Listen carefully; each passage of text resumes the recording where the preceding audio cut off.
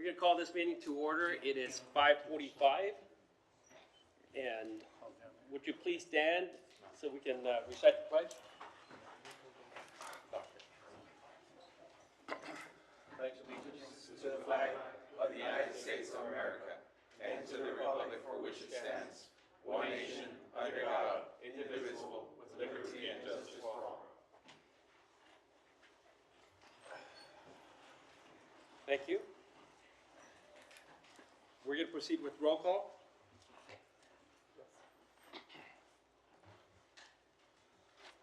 Chairperson Hector Alaniz, Present. Subcommittee Chair Tony Arce Jr., I am here. Subcommittee Chair David Cash Vasquez, Present.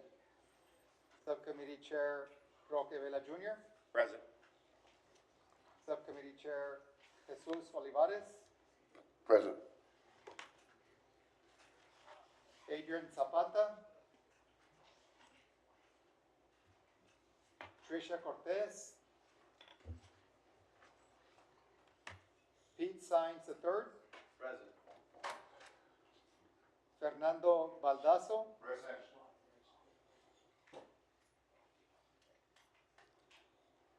Javier de Anda, Present. Alfonso Averill, There you go, Rick. Guadalupe Ramirez, Jorge González, Arturo Domínguez, Mayra Hernández, Juan Narváez, Gerald Schrevel,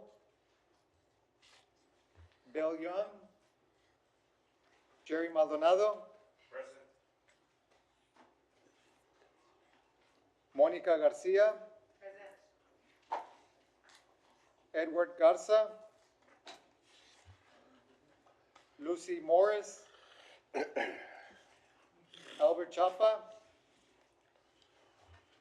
Belinda Guerra, Rick Laurel. And Mr. Chair, you have 1, 2, 3, 4, 5, 6, 7, 8, 9, 10, 11, 12, 13 committee members present. You need 15 to have a quorum. Mr. Chairman, if I may, Yes. we appreciate your time of not only the chair members, but also all the committee members, and considering the scheduling and all. This is an advisory committee, so therefore I advise you all to proceed. If the full membership or membership made of a quorum wants to ratify it, they may do so. Otherwise, council, because it's advisory, can still take the advice that's given today. Very well. On that note, would we be able to proceed with a vote? Yes. Okay, very well. Thank you. We're going to move on with citizen comments. Do we have any citizen comments today? Mr. Chair, we did not receive any comment cards for the meeting. Thank you, Marty. Right, we're going to move forward then to general discussions and presentations, and we're going to start off with our city manager, Joseph Nebb, who's going to address a few issues. Good evening, Mr. Chair, council, committee members. I wanted to, we've been at this for a while, and so I wanted to kind of come back out and bring you all up to date with where we're at, talk a little bit about the time frame. I've known that some of the motions and the decisions out of some of the subcommittees aren't related directly to the bond referendum itself, but so I wanted to explain what we do with those kind of decisions as well as we move forward. And I was trying to get the presentation to kind of enlarge into the right matter, but this will help me keep along in the right, at least the right order. I can move through the slides, I think, right here. So I really want to talk a little bit about, we have until February 14th to enact any question that will be on the May 2025 election. And so that's our window of time, and then we backed from that February 14th date, backing up to the council meetings and such. And so wanted to make sure that you're aware of that time frame of where we're at. From December 10th tonight to essentially January 14th, which is a week prior to the council meeting in January of 2025. That's our window of time to start solidifying our decisions on what we believe that the public would like to see as a bond referendum. Going through all those projects, there was over 15, I think, projects to look at and to consider within that structure. The reason that we established the 4 subcommittees was to start trying to break up the propositions into 4 different sections, so that it doesn't go as one proposition to the public saying, is this everything here? We wanted to break it up into propositions, and that's why we came up with the subcommittees of how they're established. And that kind of reduces the focus, so that if public believes that public safety is a very important thing for us, they can focus on that. If they don't believe in enrichment services or health and wellness are as important, they have that ability to vote through that. And of course, with any bond referendum question that we put to the public, if that bond referendum was to fail, then we have to wait a certain period of time before we can bring the exact same thing back. And so we wanted to make sure that we kind of identified that stuff out there for how we walk through that. So we had broken up the subcommittees into public safety, public infrastructure, enhancement services, and health and wellness for that reason, to kind of get to those questions. And that's where you've been doing a majority of your work for this last this window of time since being established, is to start putting this together. And at the end of my slides, I'll show you exactly where we're at. But there's been some motions out of there. I know within the enhancement committee, when it had met and everything, it was like we were just going through the boil water notice as well too. We would like to have those funds moved over and help utilities out, because that is a priority of what we were going through at the time. The challenge is that when you look at our enterprise funds, which is where the utilities are, to our general fund, which is property tax driven, there is a separation of that. And so that's where we get into the challenge of moving that over. However, because it is a group of citizens that say this is something that we believe is very important to move, that the council needs to consider, we will take that type of a motion or that type of a decision to the council as an outside of the non-directive motion. And we'll say, look, this is what we're hearing from our citizens through our bond referendum committee. We should be looking at this and considering whether or not there's a way that we can help supplement our utilities through general fund in that process. That's the method of how we walk through that. We also have, I know that there's been some other ones in there. I think one that we came out of health and wellness with is that we've actually shifted from the intended project of a children's hospital, because we don't really have the ability to take over that type of a process. So we've moved it into a health department side and said, is there something that we can do to help our public on this side? And so those are all acceptable within that. I know we had a couple decisions come out of the Public Works group as well too, about taking 5% of our current tax revenue for general fund and putting it to streets. The challenge we have with that one is that's current money, so it doesn't really fit the bond referendum, but that can go forward to the council for that purpose. I think the Mines Road, for going from a farm to market to a state highway, another good decision, but it's not tied to the bond referendum piece, if that makes sense to everybody as to what I'm trying to say with that. So we moved that over there. I think the other one that came out of Public Works was the fiber optics, in order to make the systemization of those. That would be a bond project if we were to fund it through a bond referendum, but I think we have plans to fund it for other money that we already currently have. So those are the things when you're making these decisions, think about it as the question that we will put to the public, saying, can we ask you for this much money? This is what the pennies will be to your per 100, and if there's any M&O on there, then we'll walk through that. So once you have a prioritization of the projects, we're gonna be able to, I trigger staff in order to take that and then finance and budget. They're gonna walk through that because I think you had a conversation in public safety as well too, that if we were to enact everything that they were asking, I think there was over $256 million, we couldn't absorb it quick enough. We could not fit it all within our current dollar system without eating the elephant bite by bite over a longer window of time. And I think when we look at these projects, we were looking over a 10-year cycle and saying, look, if we're gonna build 3 fire stations and we're gonna build this one at this time, we're gonna wait a couple of years and build the next one, and then wait a couple of years and build the next one.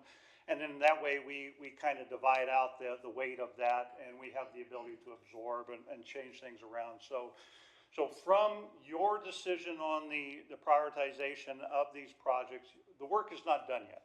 Staff then comes in and they're going to say, this is how we would recommend that we would establish which one, based upon your priorities, which one would trigger at what time frame within that window of time. If there are any M&O costs, and I've heard from a couple council members that said, well, are we looking at the M&O? And I know that public safety had a big conversation about that as well too. If we're looking at maintenance and operations, for anybody that doesn't understand what M&O is. So if it costs us more manpower, if it costs us more vehicles, more equipment and everything, then we have to look at that. We have to account for that within the model. And the first intent is to try to absorb it within our current budget. But because this is a new model, I believe that we can overwhelm our current budget cycle because we are able to increase by 3.5% every year. By law, we can fit that within there without going back to the public to ask for more tax rate in order to cover our expansion of our services. And so that all builds within this system. So staff will put together and say, here's what it is. And so essentially we're going to convert it all. In my last slide, I will show you again for that, but we're going to convert it to the number of pennies per 100 that the impact to our taxpayers will see. And then that's going to be in my mind, that'll be the last trigger for all of you to determine, will our taxpayers, can they absorb that? Can they fit that within their budget in order to take that hit? And so that's where we're at within this process. And so if we have non-directive motions, we're gonna put those over to the side. So if you guys recommend them, we're gonna walk through them because they will deliver it as a report to the council saying you need to consider these things because they were important enough for this committee to come out of that with that advice. Really quickly, just on this, at the end of this window of time, and we're coming close to it, we've got a couple holidays in there, but by January 14th, if we were to follow the cycle of meetings today, January 14th would be the deadline for getting all of this information out of this advisory committee to the council. If we're not able to hit that window, don't panic on that because what we can do is we can establish special sessions of the council in order to enact it. The February 14th date is that drop dead date for us. That's the date that if we miss that, it's not going on to any election for May. It'll go on to a future election at a later date. And so, but that'll be the window of how we walk through this stuff in order to get there. But as you put together these bond projects and move them forward, then that's how we're going to walk through this. I know I had a council member talk about a community survey that community development does every year. We'll review that information. I'll send it out to you so that you kind of have what the last survey of what the community thought was important. We used Viva Laredo to help develop out this current plan, and we also looked at what the council was thinking in their heads as to which ones we wanted to look at first. And so that's where we were at. So the key points to consider really quickly, and you'll hear this from Mr. Mata and Mr. Espinoza as we walk through this. These are the key points again. We're going to have to look at the project timelines. We're going to have to look at those triggers for action. We will assess the M&O within the system to make sure whether we can absorb it or not, or how we can absorb it. And then we're hoping to get this all done by the January 14th. Wanted to provide you with just an example bond referendum question. When I started putting this together, I thought this would be a good way to kind of explain to you what the propositions look like when they get to the public, when they're put out there. And so this example here is that shall the city of Laredo issue bonds in the amount of whatever that number is for public infrastructure improvements and levy an ad valorem property tax to fund the bonds and increase the M&O tax rate by a certain number. We are checking with legal and bond counsel as to whether or not we want to place the M&O tax rate in the same question as the capital, or if we'll do separate questions. But I wanted to provide you with this because when we get to essentially January 14th or whatever the date is that you get your work done, I'm hoping that we'll have an example of these questions that will come forward, and then we'll have the definitive documentation on the backside saying this is what we want to get done for this amount of money. And that'll help trigger, because what we anticipate will happen is that we will have a public group, one or two or more than that, will come out and they'll say, we want to help champion this and help get information out. Because once the council acts upon it, then we have to take a back seat and we say, our work is done. If there's people for or against an item, that's where they'll take over, and then they'll move forward with that. Just really quickly on the next steps. So as you, please try to separate the directive to the non-directive motions to the city council, and that way we'll pattern the report to them in that fashion, so that we can have the conversation, a deep conversation about every one of the decisions that you come out of here with. We want to finalize that bond project list as to what we think that is needed. Hopefully staff has done a good job of explaining the importance of any of these items to you, and that'll help you determine as a citizen and as a leader of the city whether or not it's time. I always say there's never a bad project, it's just the timing of when that project happens. And so that's my mentality through this. So we want to move our city forward, and so we want to do the highest priority items first. We want to maintain that collaboration with the staff to ensure that feasibility and transparency, and that's why when they get their work, then our financial people will come in and say, this is how we can get it done, or what it looks like. And then we'll clarify those directives in order to align future efforts for the bond goals. This slide here, I think I shared it with everybody when we first put the committee together. These are really rough estimates as to what happens. The worksheet at the top is for every penny that we charge in the tax rate, every penny per 100. That's how much money each penny will generate based upon when we put this data together. So our assessed value, almost 6 months ago now, if we added 1 penny to our tax rate, it would generate $2.5 million. So when we look at M&O, you look at that top line across that worksheet, that's how the M&O will be paid for, is that if we have to have X number, $2 million for fire in order to cover that, that would be 1 penny. Okay, for the best, simplest method of doing that. It goes all the way up to 25 cents per 100. The second second row of this is what we're able to leverage each penny for. So every penny that we charge, it generates $2.5 million. We are able to leverage that in a bond referendum of $41.7 million based upon the interest rates and everything that we were using in order to put this together. And as you can tell, as you walk across this thing, and we have it for every penny up through there, you get to 25 cents per 100 increase on a tax rate. It'll generate $1 billion of bond capital. So we've got that information together. So once you get your work done, we plug it into essentially this with the best estimates that we have at the time, and we say this is how much this is going to generate for us, and this is what it's going to cover. The worksheet below this is what happens to the property taxpayers. The value of per home or residence or property.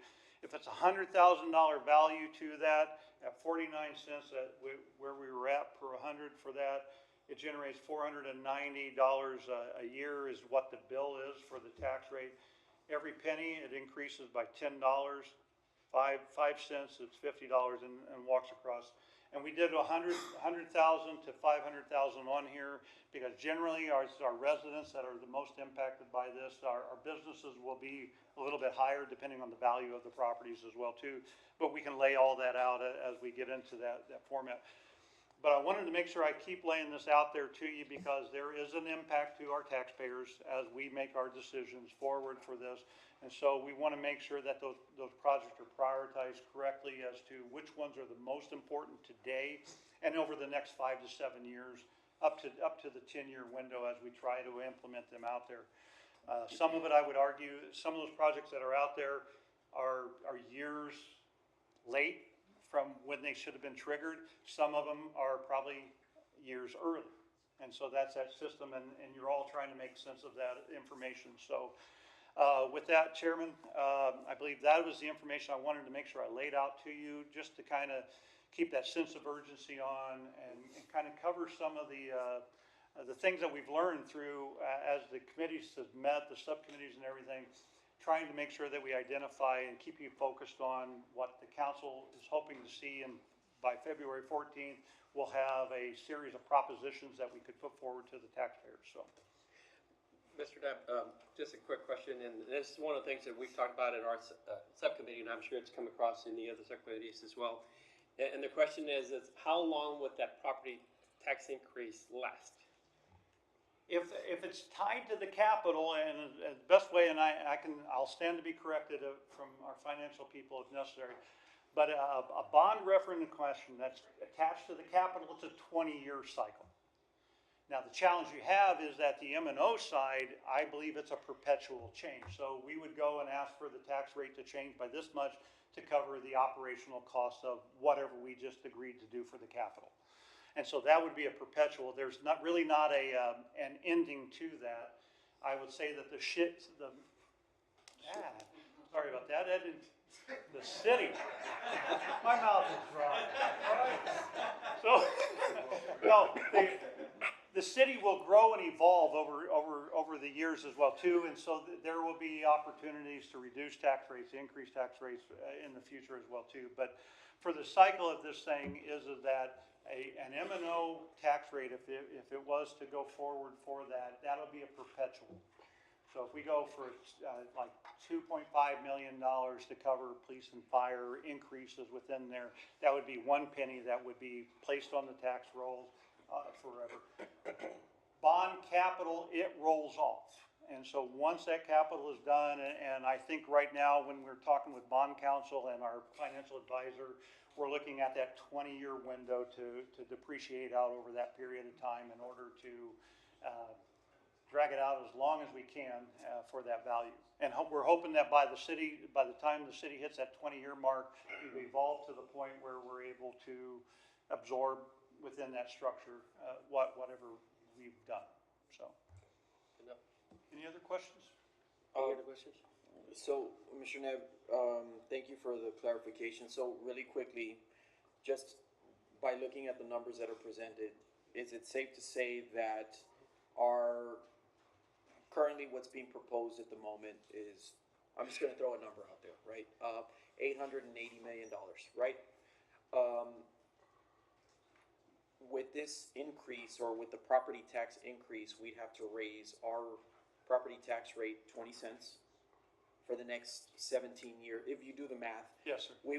then we would have a property tax increase of 20 cents for property owners for the next 17 years based on the math. Is that correct? Yes, sir. That's a good way to lay that out there. And so, yeah, and those projects and that information that was provided was a value, an estimated value of what that was. It was right around 800 million. I think on the early slide, it sounds like we're right about the 880 now within the conversations that we've been having. Better numbers. I mean, I think that's good. And that is essentially 20 cents, because I think we looked at 400 million as well too, because over the last 10 years, we've lowered our tax rate by 10 cents, which was a penny, almost a penny every year. We had a couple better years, but it averages out to about a penny a year. And so over the last 10 years, we've reduced the tax rate by 10 cents. And I would say that if you look at it, we had a 22-year cycle that we were able to reduce the tax rate every one of those years for on average, we've lost that much, I think, over time. But yes, that is that would be the way it would look, is that it would go on there for whatever that window of time is, and then it would roll off. And I would also say that based upon, once they approve it, the tax rate doesn't really hit, and this was something we were talking about with bond counsel, the tax rate doesn't hit until we actually take out the bond either. I believe that's my understanding, is at least within the capital side of this thing, so, and I thought I saw Jay out here, is that correct? That's correct. All right, yep, all right, so, yeah, I wanted to make sure I confirm that one, because that's a big thing to understand, because when we go out there and we ask for it, it doesn't happen automatically that day, it happens when we go and borrow. Speaking of automatics, does the rate automatically drop after those 20 years or set time frame? Does it automatically drop off? Yeah, that number's removed. There's so many other things that influence what that tax rate will be in 20 years as well too, because, you know, we have the growth, we have the value of the properties may increase as well too. So it balances out, but the easiest answer for that is that when it hits that time, that 20 cents comes off and it's thrown away. I just don't know where the rates are at in 20 years as to whether or not everybody kind of sees that, or if it's just, it's a nominal number, or it's a better number than what it is, so. Are there any other questions? All right, thank you. All right, well, thank you Mr. so much for everything you guys are doing. Have a great holiday season as well too, and hopefully, your family all do well, and thank you for listening, so. Thank you. Appreciate it. All right, we're gonna move on with, Section B, Public Safety Subcommittee. They've already presented at the last meeting, so, Chairman Olivares, is there anything else to report on that subcommittee? We made our presentation, so we're ready to move the committee forward. Perfect, thank you. Section C, Enhancement Services Subcommittee, Chairman Arce, I'll go ahead and turn it over to you. Are you all ready to present? Yes. We're gonna have Mr. Mr. Chairman. Yes. We're gonna have Mr. J.J. Gomez. Parks and Rec Director. Our presentation that we did to the subcommittee so that the rest of the committee can, consider, We have recommendations. heard this presentation, this is not just for the whole committee. Okay, you're gonna have more than one presenter, right, correct? Yes. Yes, please.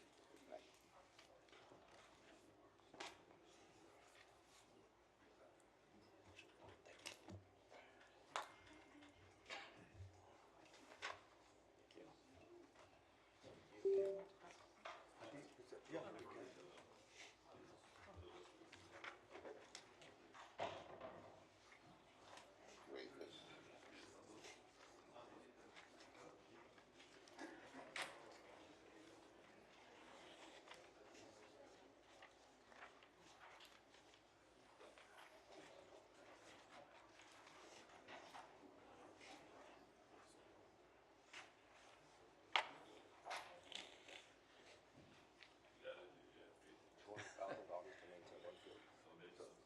So, you wanna do that in a note? $200,000 to maintain one field? An artificial field? 200K? Maintain a year? Yeah.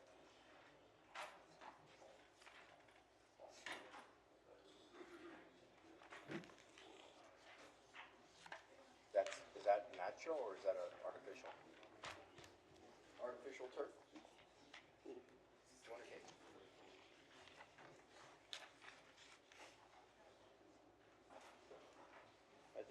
I think natural would be more. That's my thought. Oh, yeah. What's that?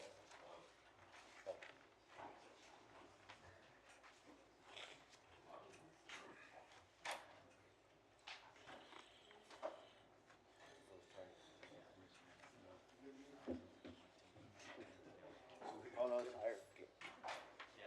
800K or natural? Artificial. Okay.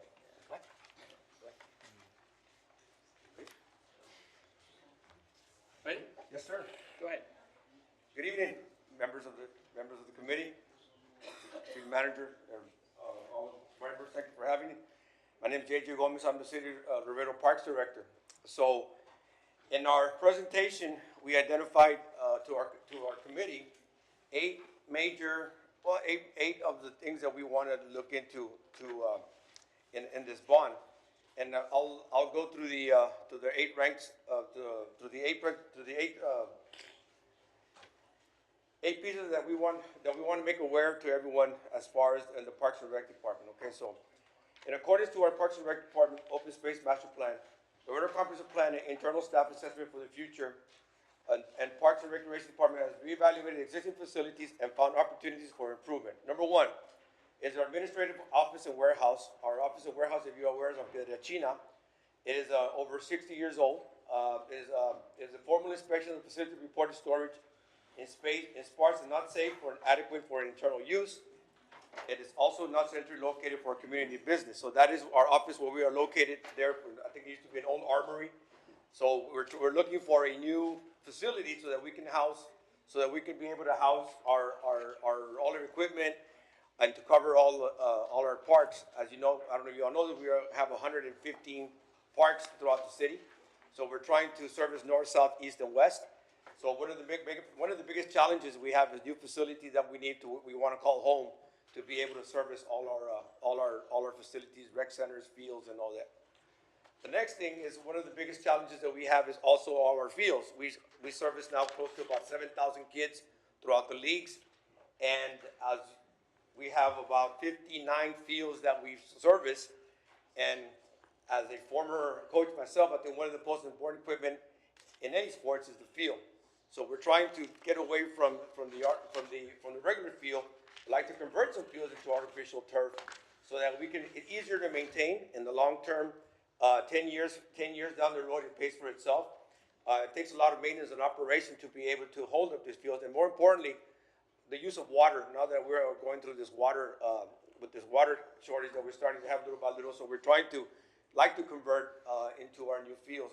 Just an FYI, our sports complex that is being built in Buena Vista, all 10 fields, along with what the multi-purpose fields, is all artificial turf. So we'd like to move in that direction, and speaking to other cities, that's what they're doing, because of the use of water and all that stuff, and more importantly, the maintenance part of it. Next thing is, for safety reasons, we'd like to convert our LED lighting system. All our parks, our fields, our parking lots are not LED. We would like to convert it to LED, being that we have, they use a lot of wattage and more energy, and of course, a little by little, starts costing off a little bit more in our operations. The next objective is for surveillance cameras. We currently have, I said, over about 150 parks. We would like to put cameras throughout the different parks. We got $1 million to put that we got last year. We are working on right now. We have we're covered about 25 to 30 parks that are fully surveillance, but we're still missing a lot of other parks that we want to have surveillance cameras as well. So that is another, more importantly, safety for, as you know, we have 35 miles of trails. So we would like to have the trails also with surveillance cameras throughout the city.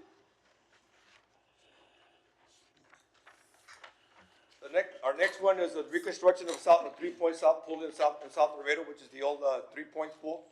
That is also not operative anymore. We want to have money so that we can be able to service the South Laredo. In that area of Chacon Creek, in that area, there is the closest pool is about 3 miles away. So we want to use that to hopefully rebuild that pool, close to about $2 million to rebuild the pool. The next one is the lighting of along Zacate Creek, which is, according to the master plan, Zacate Creek is almost about 7-8 miles long. We want to be able to light it for safety so people can walk, enjoy hiking and biking, and throughout the whole creek that runs from the river all the way north, all the way up to almost Carlton Road. The next thing is a recreation center in District 6 and 8. As you know, in the north, there is no recreation center. The nearest recreation center towards the north is Hillside. So we're trying to build a recreation center on the north side. And over here in District 8, which is in the downtown West Laredo area, there is no recreation center as well. So one of the things that the master plan has asked for, and community members, is for a rec center in North Laredo also as West Laredo. And the last one is the water park. A water park that the citizens and the council members have asked for. A water park being, if approved, will be built right next to the Buena Vista Sports Complex. As I go further down the presentation, you will see a master plan has been developed. I know it has been put off, on and off, but, this will cost about $10 to $15 million for the water park, if allowed and if it's built. The following projects have been identified by the Parks and Rec, which are the 8 that I just mentioned.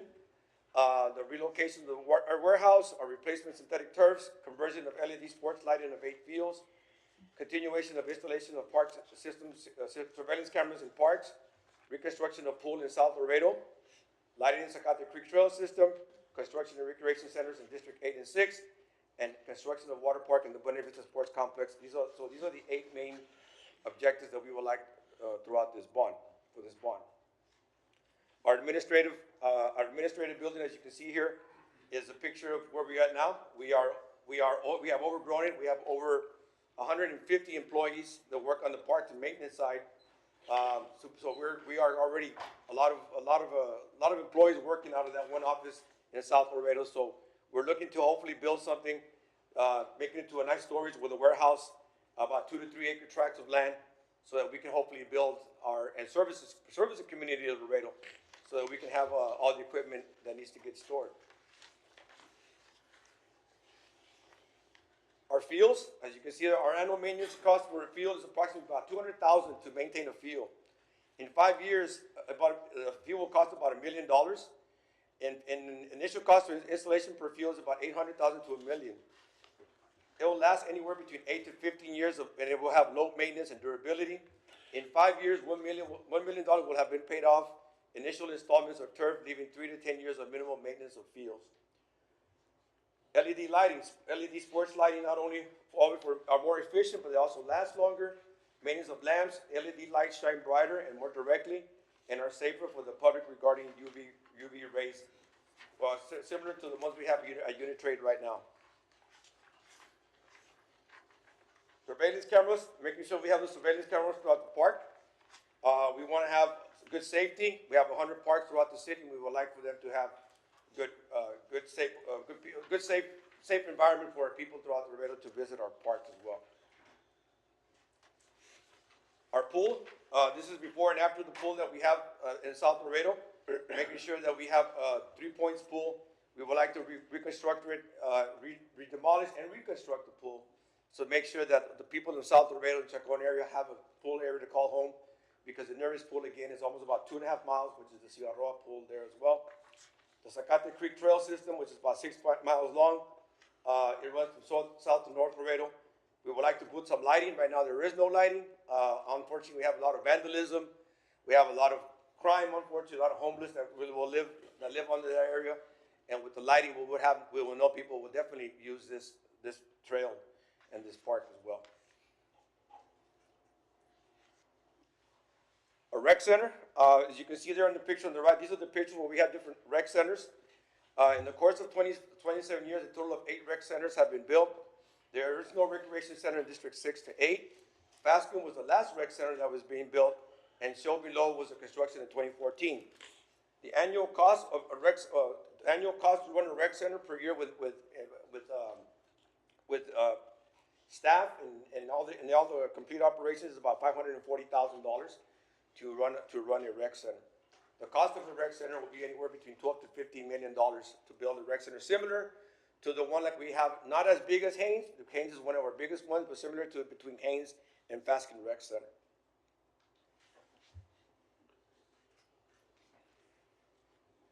And here's for the water park. The reason for opening the water park, Lorraine enjoys an ideal weather about 75% of the year.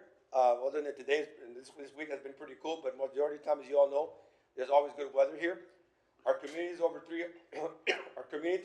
3 hours away from the nearest water park facility. A water park will provide fun, safe environment for families, encouraging health and wellness, social well-being, and enhancing residents' quality of life. With a variety of attractions, the water park will provide an attraction for all visitors throughout Mexico, Corpus, San Antonio, and all north. Our challenges, of course, will be the funding. It will cost anywhere between $10 to $15 million. and annual maintenance operation about $3.5 to $4 million.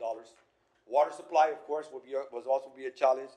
And central location, well, centrally located because it will be probably, if allowed, will be in the Buena Vista Sports Complex, which is off of Cuatro Vientos Road, where it's being built. This is a picture of a master plan of the water water park with our consultants. And working with Eileen out of CVB, we have been working with this consultant that was hired to do a master plan this is kind of similar, if I'm not mistaken, something not as big as Schlitterbahn, a little bit slower, a little bit smaller than Schlitterbahn, and a little bit bigger than Splash Park, if you remember the one in San Antonio. So it's kind of right in between a mid-sized splash water park that is being foreseen for here for Laredo. So with a wave pool and a lazy river and all the different amenities that can be used there as well. Okay, so here on the next slide, there's another picture of the description of the proposed, if allowed, water park that the consultants have designed here. So that again, that will be costing anywhere between $20 to $50 million, and will be located in the Buena Vista Sports Complex area. Budget cost, the replacement for the administration building is about $8 million, one-time cost. Replacement for synthetic turfs, $4.5 million for the first year, $4.5 for the next 5 years, for the next 4 years. The conversion of LED lighting is about $3.2 million per year for the next 4 years. Surveillance, about $1 million per year.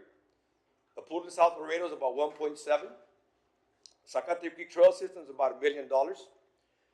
The construction of a rec center in District 8 and 6 is about $50 million for 1 year and $50 million for the following year. A water park was about $50 million. So the total for the first year of asking is about close to about $50 million, which is $49.4 million for the first year. After it will be 24 to complete the other components, which will be the replacement of the turf, conversion of LED lighting, cameras, and the second one year will be another rec center for District 6 or 8. Maintenance and operations. Okay, for the first year, fiscal year, for all 8 of them, it's a total of about $5 million for the maintenance of operation, $5 million per year for the next 4 years to be able to from the replacement of the warehouse, from the synthetic turfs, no cost, conversion of LED, no cost, the surveillance cameras, pools in South Laredo, Zacate Creek, no cost, construction of the rec center, about $307,000 a year, water park, which is about $3.5 million for the maintenance of operation of it. So about a year, we're looking at about $5 million for all this, for all the maintenance and operation for the next 4 years. Before I go on, Eileen, I don't know if anything you want to share on the water park that I missed on. No. We've been working with, JJ mentioned, we've been working with a consultant, and that's the master plan that they provided. They also have experience with similar-sized water parks in different parts of Texas and Louisiana, and also they have worked with other cities in the past, so the information that they gave us is based on that. And thank you very much. I think that's there. Kind of keep it short and condensed to what we showed our bond committee. Mr. Gomez, Yes, sir. on the 15 million for the rec center, is it 15 million per? Yes, sir, per. Yes, Yes, sir. 125, 126, correct? Yes, sir, that's correct. 50 million for one, 15 for, and that's right in between the size of Fasken Rec Center and Haynes Rec Center, Just wanted to which is our clarify biggest that. ones. Yes, Thank sir. you. Yes, sir. All right, questions from the, I have a few.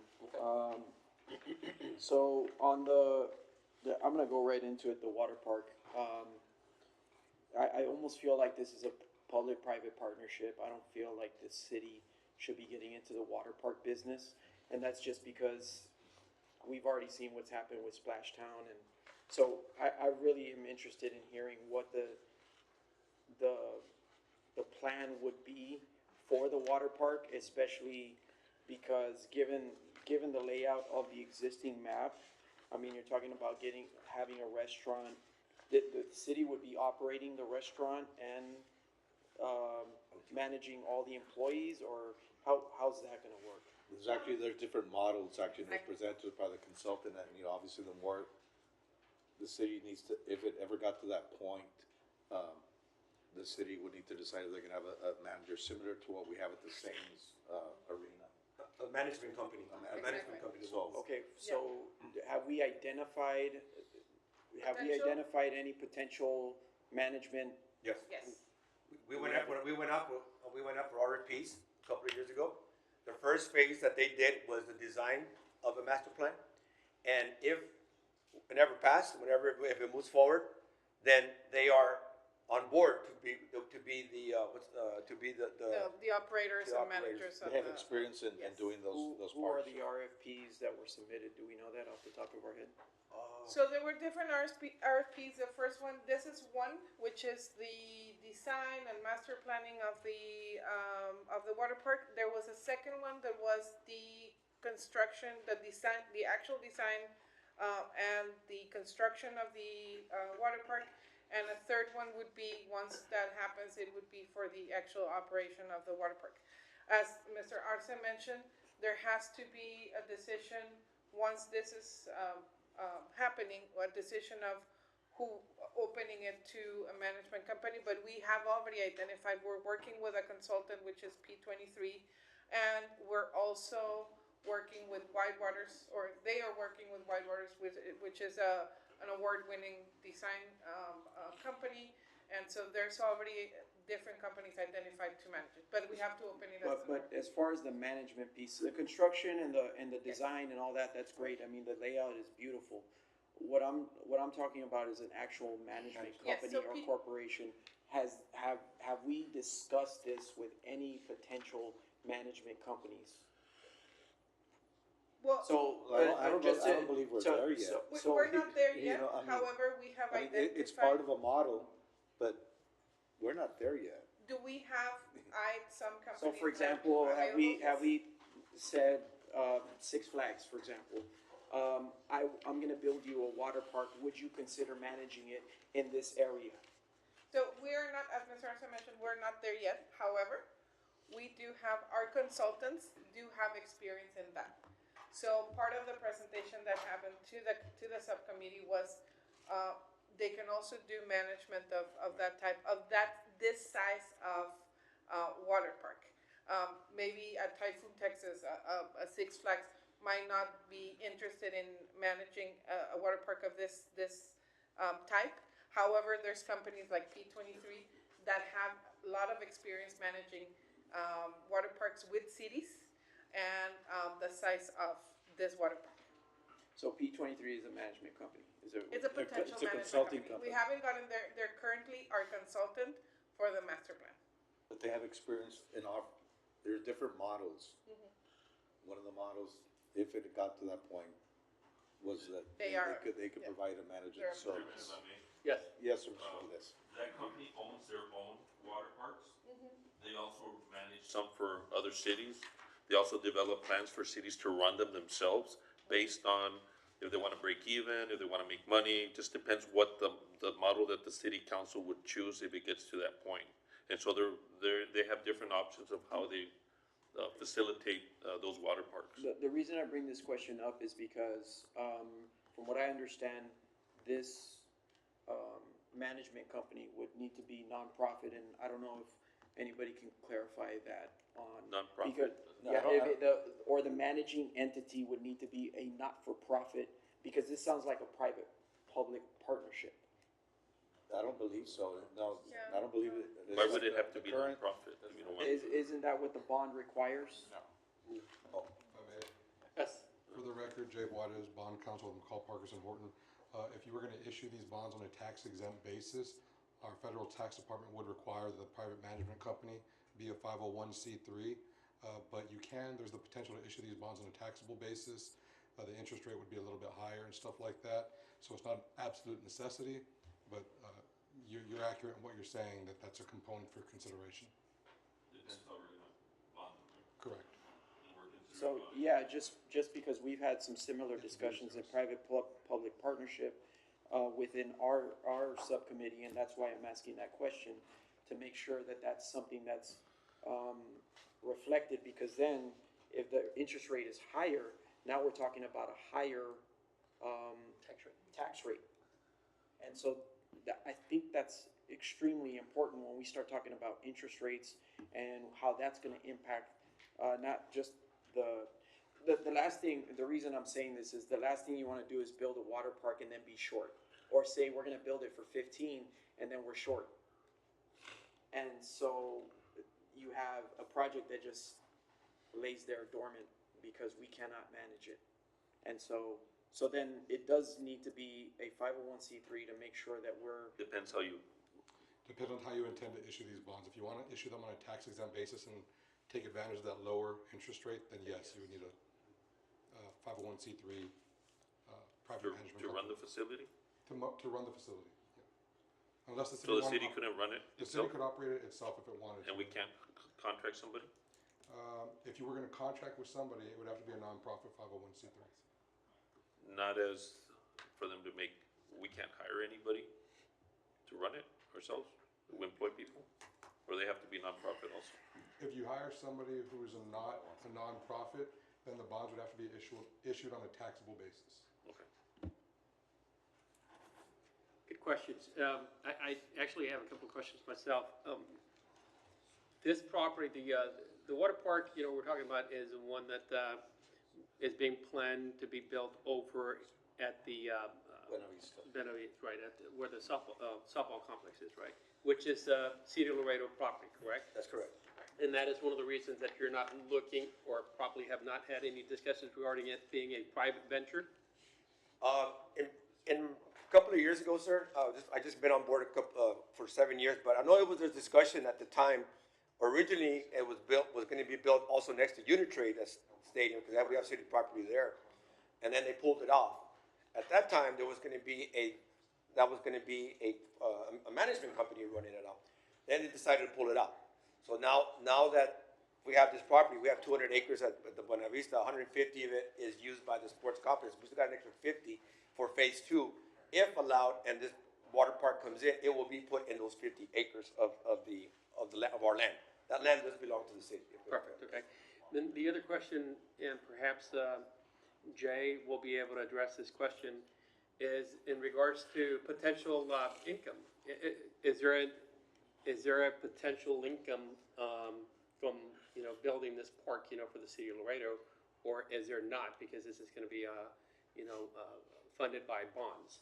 I'm sorry, could you repeat the question? So the question is, as opposed to, let's talk about looking for, in this particular company, or any other company that is in the water park business, would be interested, into coming to Laredo.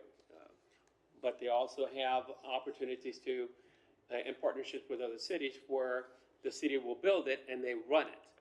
So are there any potential revenues from operating this park for the city of Laredo? Yes, there are other alternative ways to finance this water park with the revenues realized from the park itself.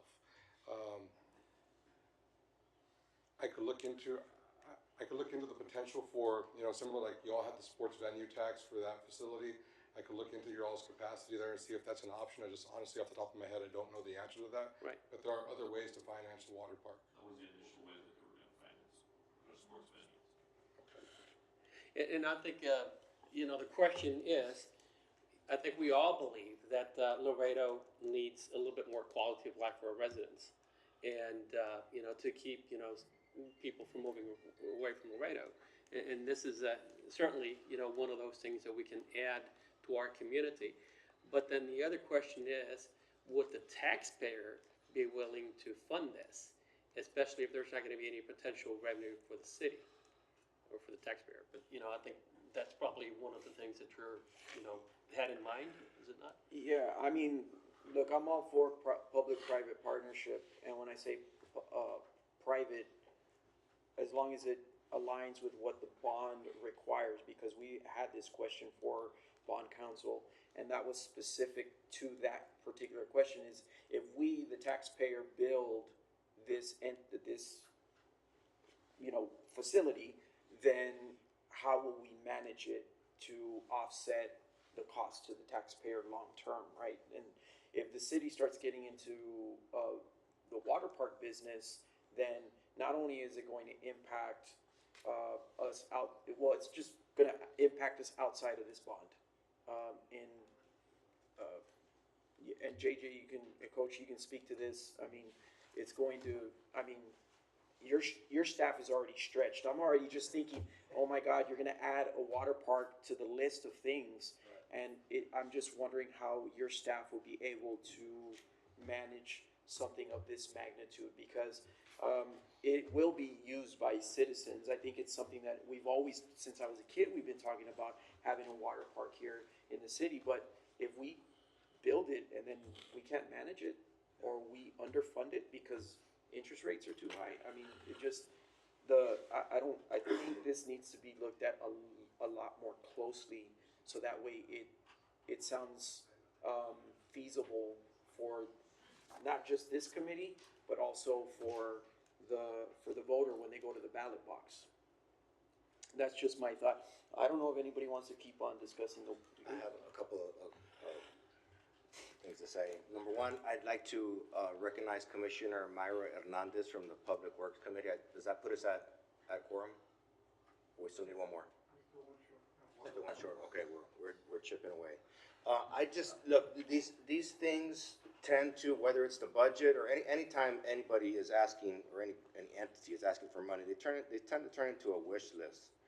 And a lot of, and you know, frankly, a lot of this in front of us is a wish list.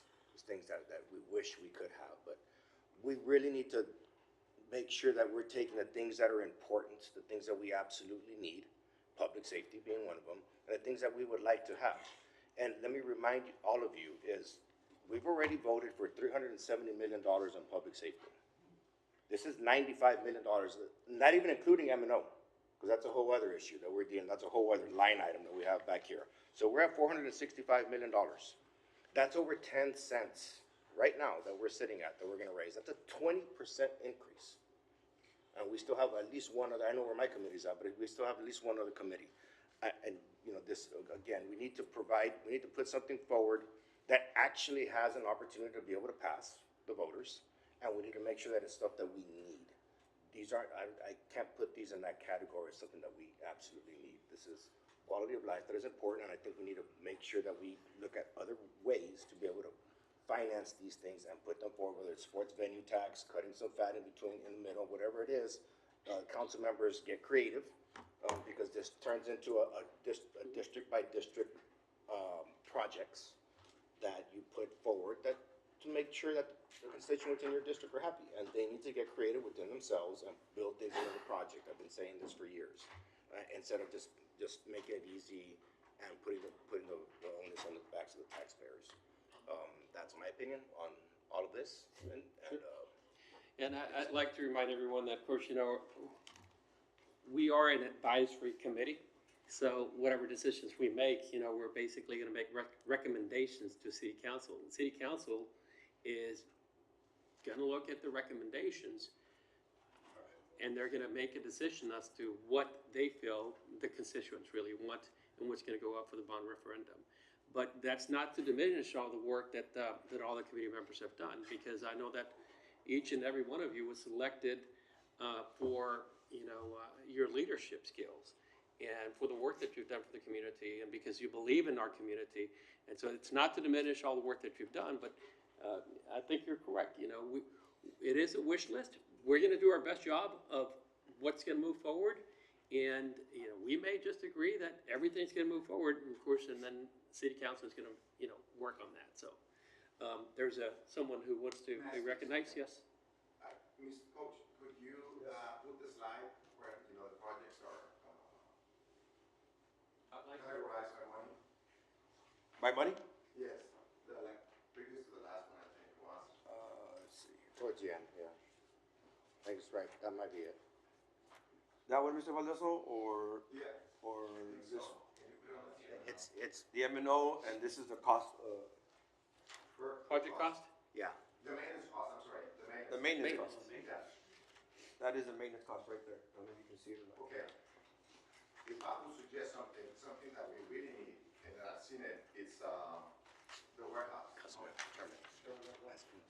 Yeah, would you please come forward and be recognized? Fernando Baldasso for the record, and I'm on the Enhancement and Services Subcommittee. Let me just get the email. Yes. Oh, okay. Okay, so if I was gonna suggest, and going by what Mr. Vela suggested, something that we need, and I was in the Parks and Rec Committee, and I've seen the administration and warehouse. It's like so tiny. They're booked, I mean, there's something we really need, it will be the administrative warehouse. And on the wish list, we could just add the things that would be zero yearly maintenance, you know, or that don't require extra people, you know, all the ones with zeros. Those will be the recommendations. But the one that we really need, I mean, if we can only add one, it will be the administration warehouse building. I mean, I've seen it, I volunteered there for a couple of weeks, a couple of meetings, and yeah, that's like something on top of the list. Just wanted to add something. I mean, that's what this committee should be. It's about compromising and making that, separating the And things then that are all important. the other stuff, it will cost us zero for the rest of the decade to maintain. Yes. Understood. So, Thank you. Thank you, appreciate that. Mr. Combs, so with that, I did also have some questions on the recreation centers. Okay. The dot that's in downtown, in the downtown area, there's a dot on the map. That, right here, where you go, yes. Okay. What rec center is that? So we got that picture from our master plan that was done 4 years ago. Okay, so these aren't actual existing. No, so this, thank you for bringing it up. So that one is the senior center that was right here, a block down, right here by Okay. the old Hamilton. That we had to discontinue it because of with the Hamilton renovation and all that stuff. So this original picture was from our master plan that came out 4.5 years ago. So that one, that dot right there is supposed to be the senior rec center, which that one got moved now to the Ladriera. The Ladriera, the people that they got moved over to the Ladriera Senior Center. Okay. Wouldn't it be more, for it, just because I look at this and then I think, okay, North Laredo, D6, D5, those areas do not have a rec center in those areas. Would it not, because La Ladriera is closer to the downtown area, wouldn't it be better that we propose that area, those areas instead of D8? Was it discussed within the committee? No, Mr. Arson, I don't think we discussed it priority-wise. I think we just went by with the recommendation of the master plan, but it showed by the geographics where we needed a rec center. But if you're talking about, as far as environment, I mean, availability for rec center, the nearest one is Hillside Rec Center, which is in District 5. Right. After that, there's nothing, after you get to Faskin over here in District 7 on the west side. So there is a big gap there, I guess you want to call it, of no rec center. Anything north of Hillside, I guess to say that. From Hillside going north all the way to the loop, coming back around, all that quadrant is empty. As That's far as correct. city facilities of a rec center. That's correct. JJ. Yes, sir. Chairman, if I may. Yes. Can you tell us why that's the case? So, Well, how are all those other rec centers built? Councilman, What- so I wasn't here yet. This is from what I gathered from staff. The 4 rec centers, which is Margarito Benavides, Hillside, and Mr. Olivares can remember that. There was Farias and Margarito Benavides. There was 4 rec centers that were developed through also kind of like bond money or community money, if I'm not mistaken. So they were all cookie cutting into 4. So those 4 were built some years back. After that, the council members from District 6, I think had, instead of the variation of the different types of council members, instead of putting money to a rec center, they decided to put the money into North Central Park. And started developing that into North Central Park, into making it bigger and all that. From what I understand, some years before my time that I was here, what I gathered that all that money was put into North Central Park instead of, originally there was supposed to be a rec center. If I'm not mistaken, Mr. Olivares, it was supposed to be a rec center where the pool is at North Central Park. That was supposed to be a rec center. But they decided to put it into a pool and then buy more property and make North Central Park now as it is close to, whatever, 20 acres or Which 22 I think we can all agree has worked out fantastically. We got the extra land there, remember? Are there any other questions for Mr. Gomez? You know, and I know that, in the interest of time, we still have two other subcommittees to present, and then I think you've got some other individuals that are gonna be presenting on the For enhancement? enhancement? This reporter will be presenting. Okay. And so, does anyone have any other questions for, Mr. Gomez? All right. Thank you, Mr. Gomez. Thank you all for your time. I appreciate it.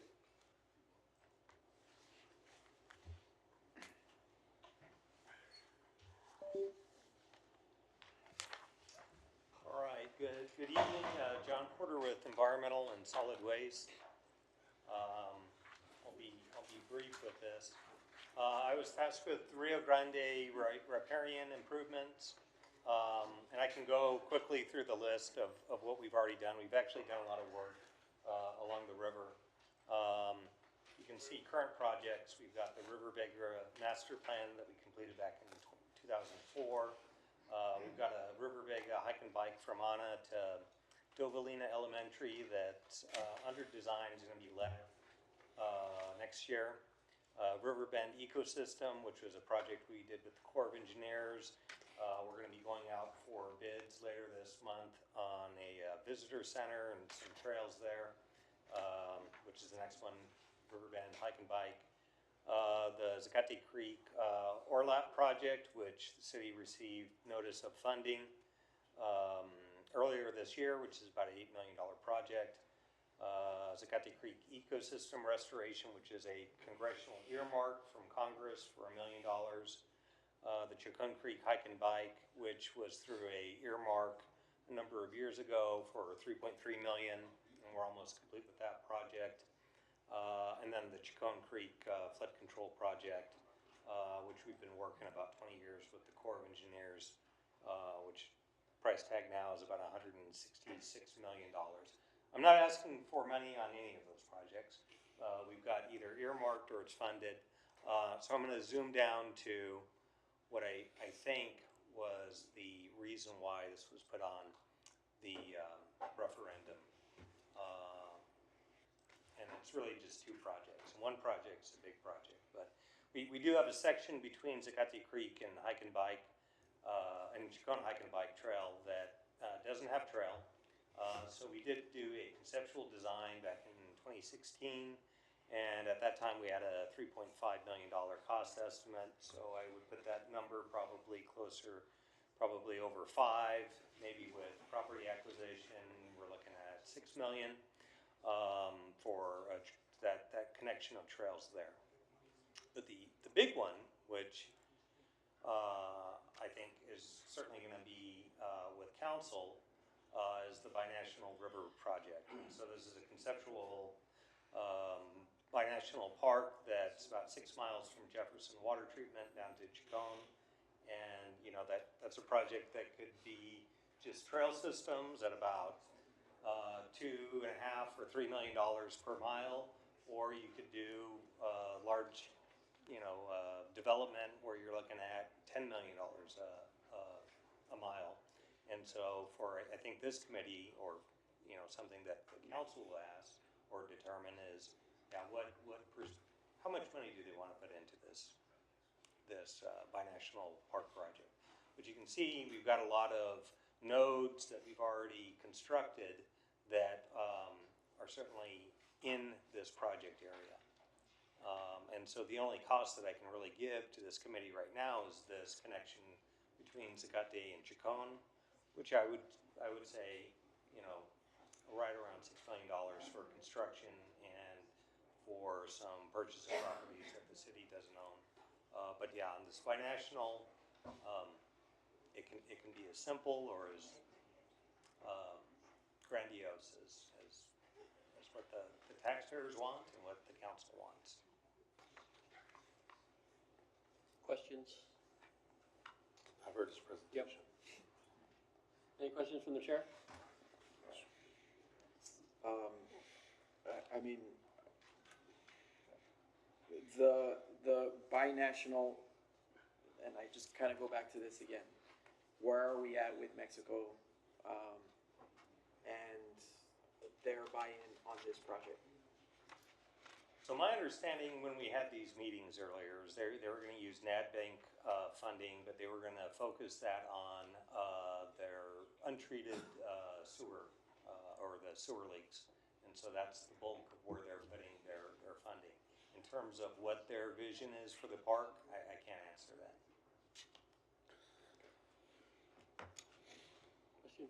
Mr. Chairman, so there is no price tag on it then?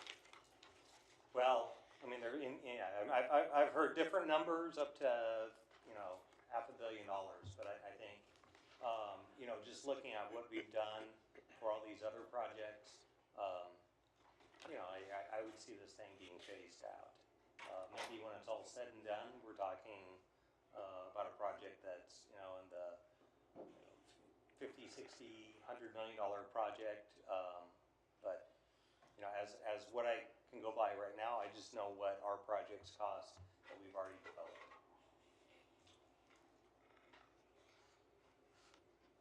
Okay. Well, I guess, I'll ask, is there an ask? I mean, if we're gonna present, if we're gonna make a recommendation to city council, do we have anything to present?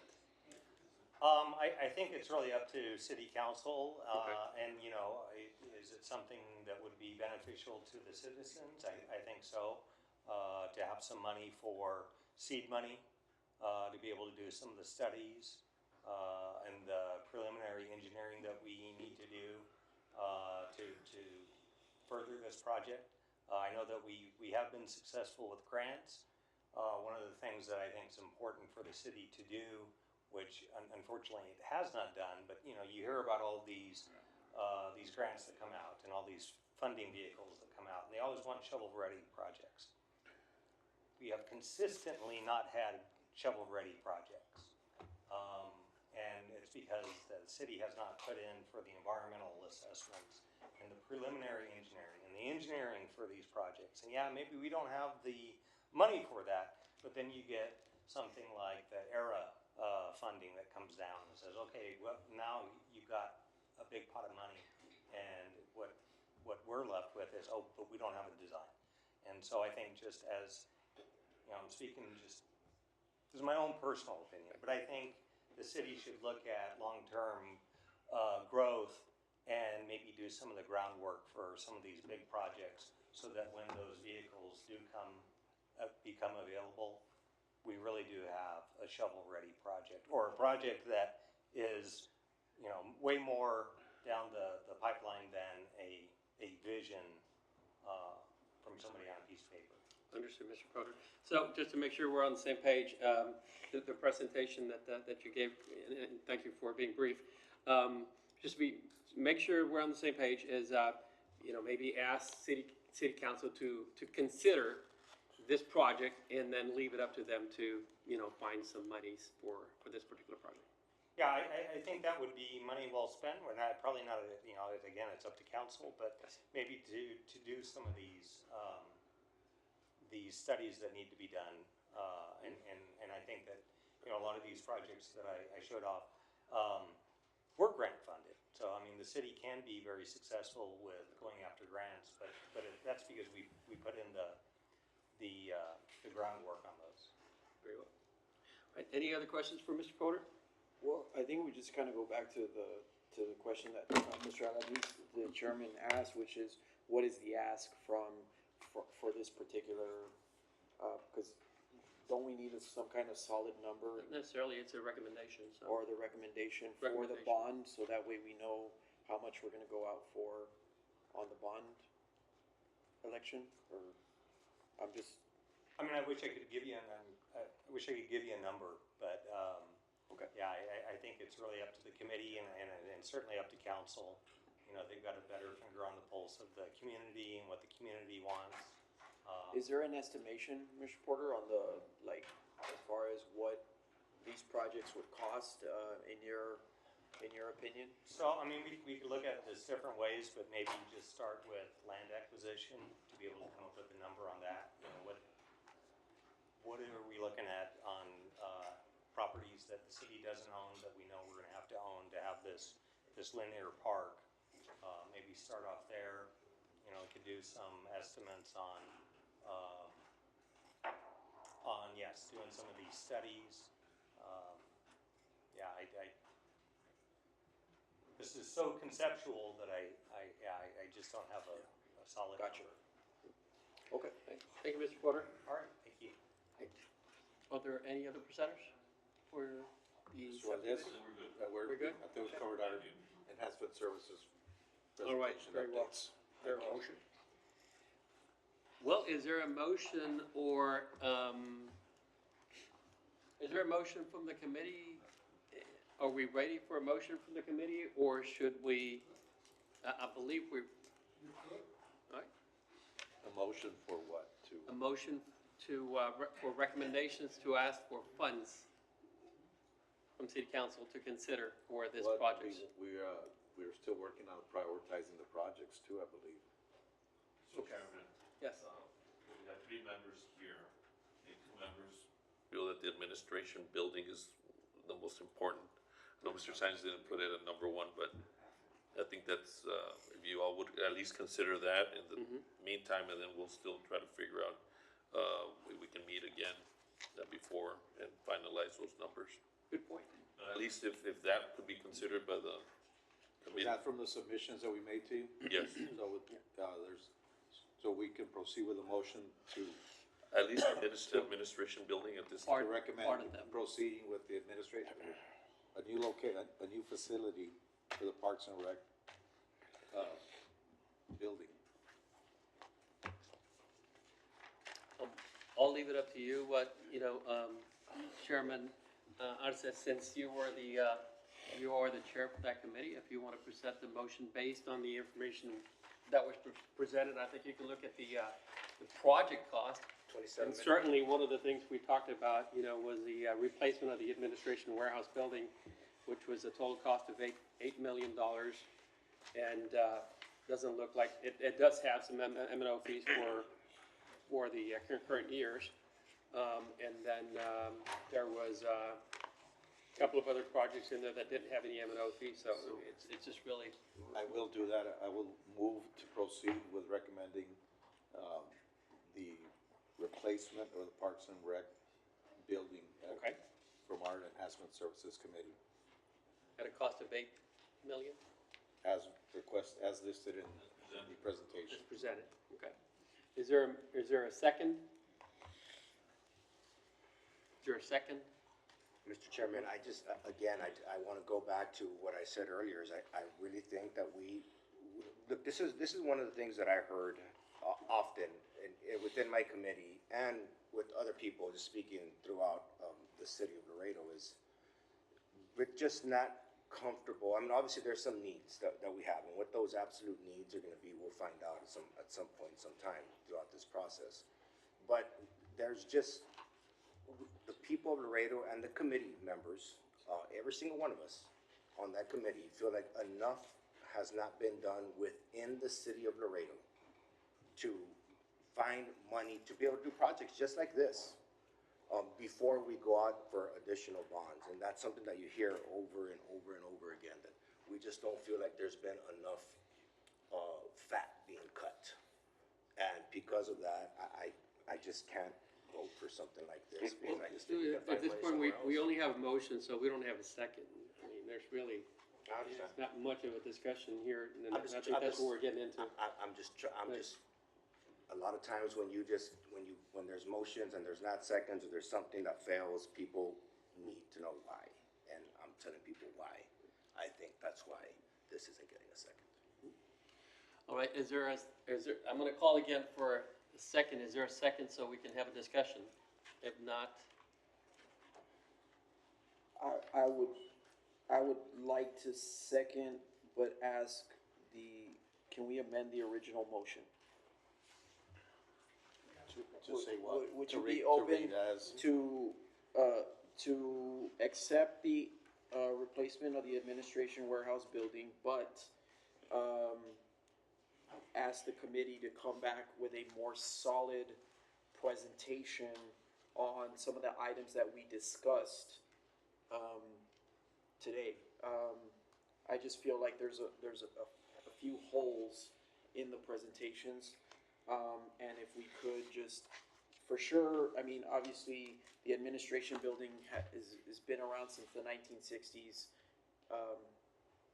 You know, we're 70 years later, I mean, it's time, right? So, you know, I would just ask that original motion be amended to ask the committee to come back with another presentation so we could consider the other asks. Because these are important projects. When we start talking about quality of life, and we start talking about public-private partnerships, and we start talking about surveillance and LED lighting and turf and savings here and savings there, I would ask the committee to look at those, because if we're talking about water savings because we're going to be using artificial turf, let's start factoring that into these presentations. These are going to be, again, as Chairman Vela said a moment ago, we need to be able to convince John Q. Public why we're asking for them to accept this tax rate increase. And if our presentation isn't solid, then we don't have a case, and we're gonna lose. And so that's my request to Chairman Arce is just if we can consider. That's fine, but I'd like to also ask Mr. Valdez, what was the second item after the replacement of the Parks and Rec facility? Because I know adding the rec centers was a good discussion that we had within our committee, and that might be something that can be part of an amendment. I think that Mr. Baldasso mentioned the ones that replacement. Yeah, I know we have the replacement of the building, but. No, Yeah. but the artificial turf surveillance, eventually they do have some maintenance. It's not zero Right. cost, right? There is something down the several years down. But those are the ones he had recommended, as that they don't have a major effect on the MNO. So those would be considered also. We can bring back more information. But also potential revenue generators, because if you're gonna build a water park, there's potential revenue to be made there. And so those are things that I think the committee should consider to offset how we're gonna pay this bond back. If, I understand correctly, we're able to do. So that would be my only. If we have another meeting with all of you, we can try to ask the consultant to come back in and give a presentation like he did for our subcommittee, more detailed, more information. If that's what you all are requesting, we can definitely look at that. I can amend the motion, just want to be clear on what the amendment is going to address. Well, I think if I'm not mistaken, the motion was specifically only for the warehouse, nothing else. So That is correct. and so I don't, look, my point on this is all the subcommittee members, are working on in different departments. So, I don't see, and no disrespect or anything, I don't know how much more information we can get from the presentation that's being given. I mean, simply, we can go over each particular item, and again, this is an advisory committee. City council is gonna go back and make decisions that are probably gonna be a little bit more, it could be a little different than what we're, advising, and it can be completely different. But for us to, schedule another meeting, have more people come in and do another presentation, I don't think that's gonna solve a problem. So if you all would like, we can go through each one item, and if we as a committee, it's not just gonna be the four of us, there's some other committee members present. We are all listening to the presentation, we can just take a vote and see what the recommendation is. If a project moves forward, if it doesn't move forward. I mean, that's just my point. I don't know if anybody else has any other. I would agree with your comments, Mr. Chairman. At the end of the day, council's gonna look at all these projects anyways and say, well, the committee's a recommendation. I think management, or Mr. Nev, ourselves, we're gonna have recommendations also, and they might not coincide with the committees. And then council might on their own just vote for something that you all voted down. And as far as the, trimming the fat, I guess that applies to every single project, so I know that, there was presentation from PD and Fire, and I think their, projects were approved, but that applies to them too. And so maybe not all of their projects are gonna get approved. Just depends what council is gonna be in the mood to move forward on and allow. And then the other thing is, it's not just one item. I mean, we've been discussing with Mr. Neff, how this is gonna be presented to the voters also. It could be 20 items that they're gonna vote on. It's not just one. And so the citizens will decide at the end of the day based on what council puts on the ballot. Correct. So again, this is recommendations from the committee. And, again, it's a priority list of what you all feel are important. Staff has presented their most important item is the administration building, and, we were there having meetings in hard hats. I'm just kidding about that. Thank you, Mr. Wata. But it is, something that's important to them, and that helps function, have everybody function better for the city, so. Whatever your considerations, I mean, we'll adjust and move forward. And I think there's other subcommittee members from the enhancement, subcommittee, so, again, I'll just pass it on to you, Chairman Arce, to see, whatever motions you wanna bring forward, and then that way we can vote on them today. If I may, because there was no second, you might as well just make a new motion. Second. Okay, thank you. They gotta cut it. That's what they did. Well, they don't want us to do that. What's the question, sir? Oh, I'm just talking about, there are certain projects here that, for example, the South Laredo Park pool. I don't think that's ever gonna be fixed, because of where the pool is, there's a creek underneath. That pool has been laid out about 3 times. Take it out, put it in, take it out, put it in, and it still leaks. I think the city would be better off building a splash park there. And you would eliminate all the maintenance, lifeguards, and it's open to a lot more kids in that neighborhood, as opposed to building and trying to fix that, swimming pool that since day one that it was built has been leaking water. So the best thing to do is cover it up and build a splash park on top that will be accessible to a lot more kids than anybody else, and it would save the city a lot of money in O&M.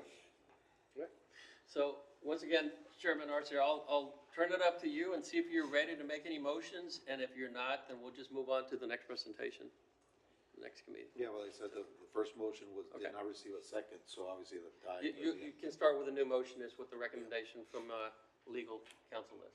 Trying to see it. Move. Yes, yes. In the presentation, the top 3 items are the ones, I guess Mr. Baldasso was mentioning right now with the MNO at 0 for number 2 and number 3, which is the replacement of synthetic turf and the LED sports lighting. And then number 1 again is the administration building. So if you guys, if the committee would at least consider those 3 to move forward, and then council would make the final decision. So your total ask would And be, another thing that was mentioned with Mr. Neff presented as far as the community surveys, just so everybody knows, one of the top 5 items in the community surveys was to add the rec centers. So, I know council's leaning that way also. I know they're leaning towards the water park. It was part of the Buena Vista, a project that's been discussed for years, and then, they took it off, and then they recently had voted to include it again. We're just trying to find out the mechanism to fund it. So that was one of the last motions from council, so they are looking at that. And I guess they just wanted input from the committee to see if it was as important to us, you guys, as it is to them. So if you all would, I at least. think we're all in agreement, we just need, we need the motions to move forward. okay, I'll restate the motion. I move to consider all of them at a point where they would be reviewed further by the council for further, to be able to further identify which of all of the 8 would be prudent to proceed with. Top 4. Could I ask, Yes, When we make a motion, who will be voting on the motion? It would be all my understanding is gonna be all the committee members that are present, including the five that are in here. All the committee members that are present. Everybody here. Sorry about the You had interruption. a motion and, Yeah, let's do it. Well, yeah, I understand, but my What's your understanding second? from legal counsel is he's got the opportunity to start with a new motion, and if not, we'll move forward. Did them all. That's what I did. That's what I said. So I you- moved to proceed with all of the 8, and at that point, the council will ultimately have the final decision of which of the 8 are best to proceed with. That is my motion. I'll second. So the motion is to move with all 8 projects at a cost of 92 million and change, plus $21 million in M&O fees. And there's a second by I'll David second. Cash, Chairman Vasquez. Discussion. Is there any discussion? No, we can vote on it. The only issue that, I'm gonna say under discussion, it's, and of course, we're gonna vote right now, but it's, the reason I wanted for some of those, either some of those items that we talked about that were the most important items to be grouped together and do a separate motion, so at least we have a better chance to move forward, but that's the only discussion I have, yes. Rick Lauderdale for the record. Why are we all voting? I thought that's what you guys were here for. Well, when we were in our meeting, we didn't get a vote. Within your committee? No, in front of them. This was So new this is instructions that we were meetings. given today. New instructions. New instructions were given today. This is, Well, then, I this mean- is, this is meeting, you're voting. I mean, we should have all had we should have all had the same chance to speak about all this. Well, we understand, and I will also say, I think the public safety, all the motion from public safety went through, so I'm not sure how that's relevant to the issue at question There's here. already a second, dude. I don't know. It All right, is moved and if there's seconded. any other discussion? what was the motion? The motion is to move forward with all the 8 projects that have been discussed. Fernando Baldasso, committee member. I would suggest make a motion, as you were saying earlier, somebody mentioned earlier, to just go by project instead of all of them. Because maybe we agree with a few of them, not the rest of them, and that would be easier to get, I guess, projects moved if they're gonna move. It'd be harder to send all the projects in one pocket, but it's just a suggestion. Well, but remember, that's a recommendation. Yeah, it's a and ultimately, the recommendation. council is, I just believe it's better for them to see all of them, Okay, and they will ultimately decide which to proceed with. That's the way it was presented to me. All right, So I am giving an opportunity for, okay. all right, very well. All right, let's call the vote then, and I think we're gonna have to, just to be fair, and we make sure that we recognize everyone who's voting, to show, sign of hands. So all those in favor of the motion, would you please raise your hand? 1, 2, 3, 4, 5, 6 votes, is that correct? 6 votes? Raise them again, please. Keep them up. 1, 2, 3, 4, 5, 6. 6 votes. All those against the motion, would you please raise your hands? 1, 2, 3, 4, 5.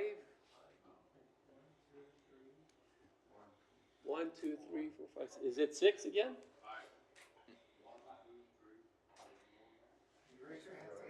Please keep your hands up, please.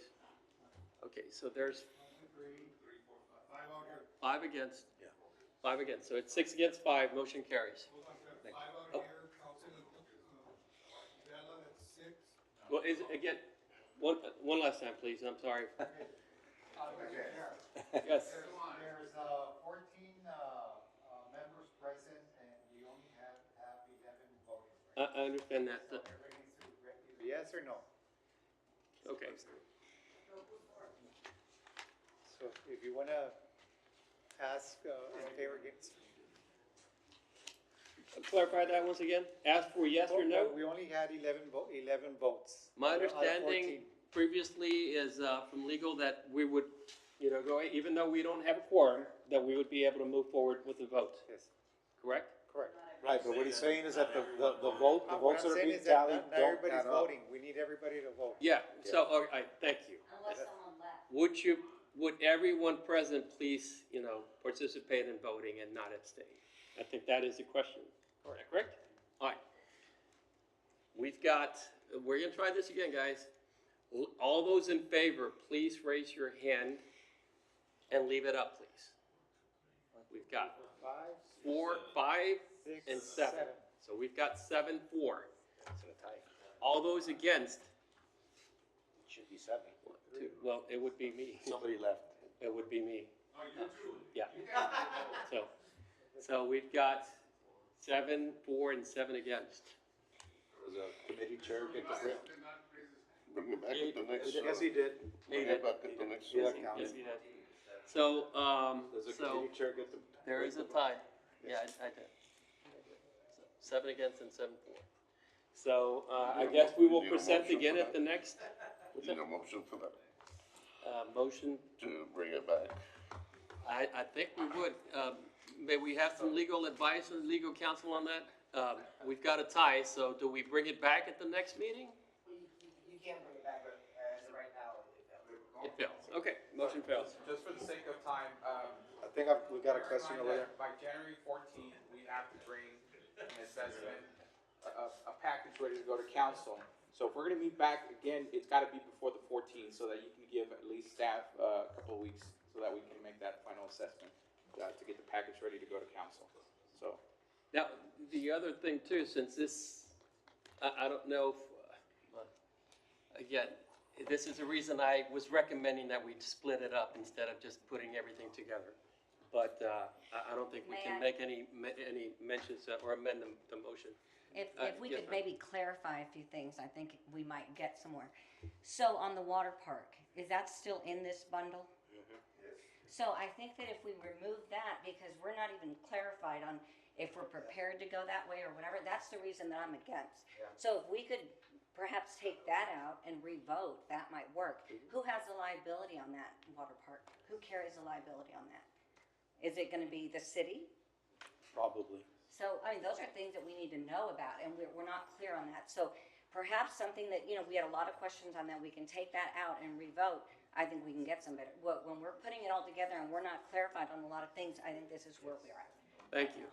Thank you. So the previous motion failed, and I'm not sure if there's one last, if you're able to make another motion, and then that way we move forward. We still have 2 other subcommittees to present. For the Enhancement Services Committee, The motion didn't fail, it was an actual tie, so it doesn't fail. Well- The motion of there's somebody else to break it, so I just wanna make sure that we clarify that in the minutes. thank you. I am going to make a new motion. I move to proceed, recommending the list of projects that were presented, except for the water park, not to be considered by the council. Thank you. There's a motion on the floor. There's a second by, would you please be recognized? Second, Monica Garcia. Monique. Monica Garcia. Thank you. All right, is there any discussion on this motion? All right, let's call for the vote. All those in favor, please raise your hand and leave it 3, raised. 4, 5, 6, 7, 8, 9. Okay, motion carries. Thank you. Thank you. All right. Okay, moving on. Thank you. That was entertaining. We're gonna move on with the, section D, Health and Wellness Subcommittee. I'll, pass it on over to you, Chairman Vasquez. Yes, so we really went through a ton of discussion within this committee, just like everyone else. And we'll talk a little bit more about it. I know the discussion of a pediatric hospital was one of those, but the committee decided to table it. What's that? Yeah, I know. If you give me a minute. Yeah, thanks. Really quickly, before I pass it on to Dr. Chamberlain, I did want to just say thanks to the entire committee that Lupita, Pancho, Mr. De Anda, you, Mr. Chairman, thank you so much to Tina Martinez from the city, also Laredo Public Health, who did a ton of work, Linda Teniente, also who did a ton of work, our finance guys and budget guys, Mr. Mata, Mr. Esparza, for highlighting a lot of the questions. If you thought I asked a ton of questions tonight, you should have seen me within this committee. I asked a ton of questions. I wanted to make sure that we were informed and we were proposing something that was solid to the taxpayer. And so, with that, one of our guiding forces in our committee was Dr. Richard Chamberlain. I'll toss it over to you, Dr. Chamberlain. Thank you very much, Chairman, and good evening. Dr. Richard Chamberlain for the record. I also want to echo your sentiments to share our thanks to the subcommittee members and of course to our senior executive team that is here from Laredo Public Health. We're going to give you just a little bit of a recap of the information that was discussed and that was brought to our floor. And one of those items was a pediatric hospital. In that discussion, we did identify some background in the current situation where 75% of Texas children live more than 60 minutes from a pediatric hospital. Laredo is significantly underserved, and families often travel to San Antonio, Corpus Christi, the Rio Grande Valley, and beyond for care. Critical and emergency situations, these delays can result in poorer health outcomes for our children. And these are some ratios that were provided to us by the Health Management Associates assessment that was published in 2023 on the primary care side, but we at Laredo Public Health did a deep dive to be able to provide a ratio of the number of pediatricians here in the community. So for every 4,096 patients, there's one pediatrician. And for primary care, for every 3,290 patients, there's one primary care physician. Via the discussions that we had with the committee and invited members of the community with this expertise, the CEO from Laredo Medical Center highlighted a significant underutilization of resources, noting that out of 29 pediatric beds available, there are only 2 typically in use on a busy day.